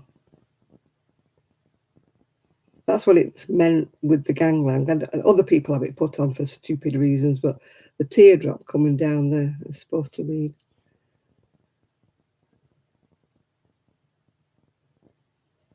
With our lot that used to sign on, it wouldn't put it past me. Wouldn't put it past the fact that they'd killed somebody because they were that kind of people. Gangland was nothing on them. Definite gangland. Anyway, I'm going to have to go to bed now because everybody's gone to bed and left me. So I'll have to hide all my wool. I'll have to hide everything because otherwise Rosie will have it all around the garden. Yeah. If she sees something like that, she thinks it's highly attractive ball. So she would drag it all around the garden. So I have to hide it. I daren't leave it anywhere around. This is what I mean about not having my own crafting space because, I mean, she's been in my bedroom about 4 times today. I don't mind her going in my bedroom. I don't mind her because she's clean, and, you know, the little one. I don't want wet patches on my bed, if you know what I mean. Anyway, I'm going to go, people. Thank you very much for your company. And I am actually going to make myself a video this week because I want to make myself finish off that hexagon jacket. So I think if I put it on the mannequin, I might actually see what I'm up to with it. I've left it so long, I don't know where I am with it, if you know what I'm saying. That's the problem with whips, isn't it? If you leave them in a bag, you don't know where you're up to when you want to go and do them again. So, yeah. Thank you, Chris. Thank you, Lizzie. Thank you, everybody. And I will see you all in the middle of the week. Not a live one. Although, you see, I've got my little, it's not a laptop, it's a tablet, I think. It looks like a laptop to me. I don't know what the difference is. It opens up anyway and you scroll it with a doodah.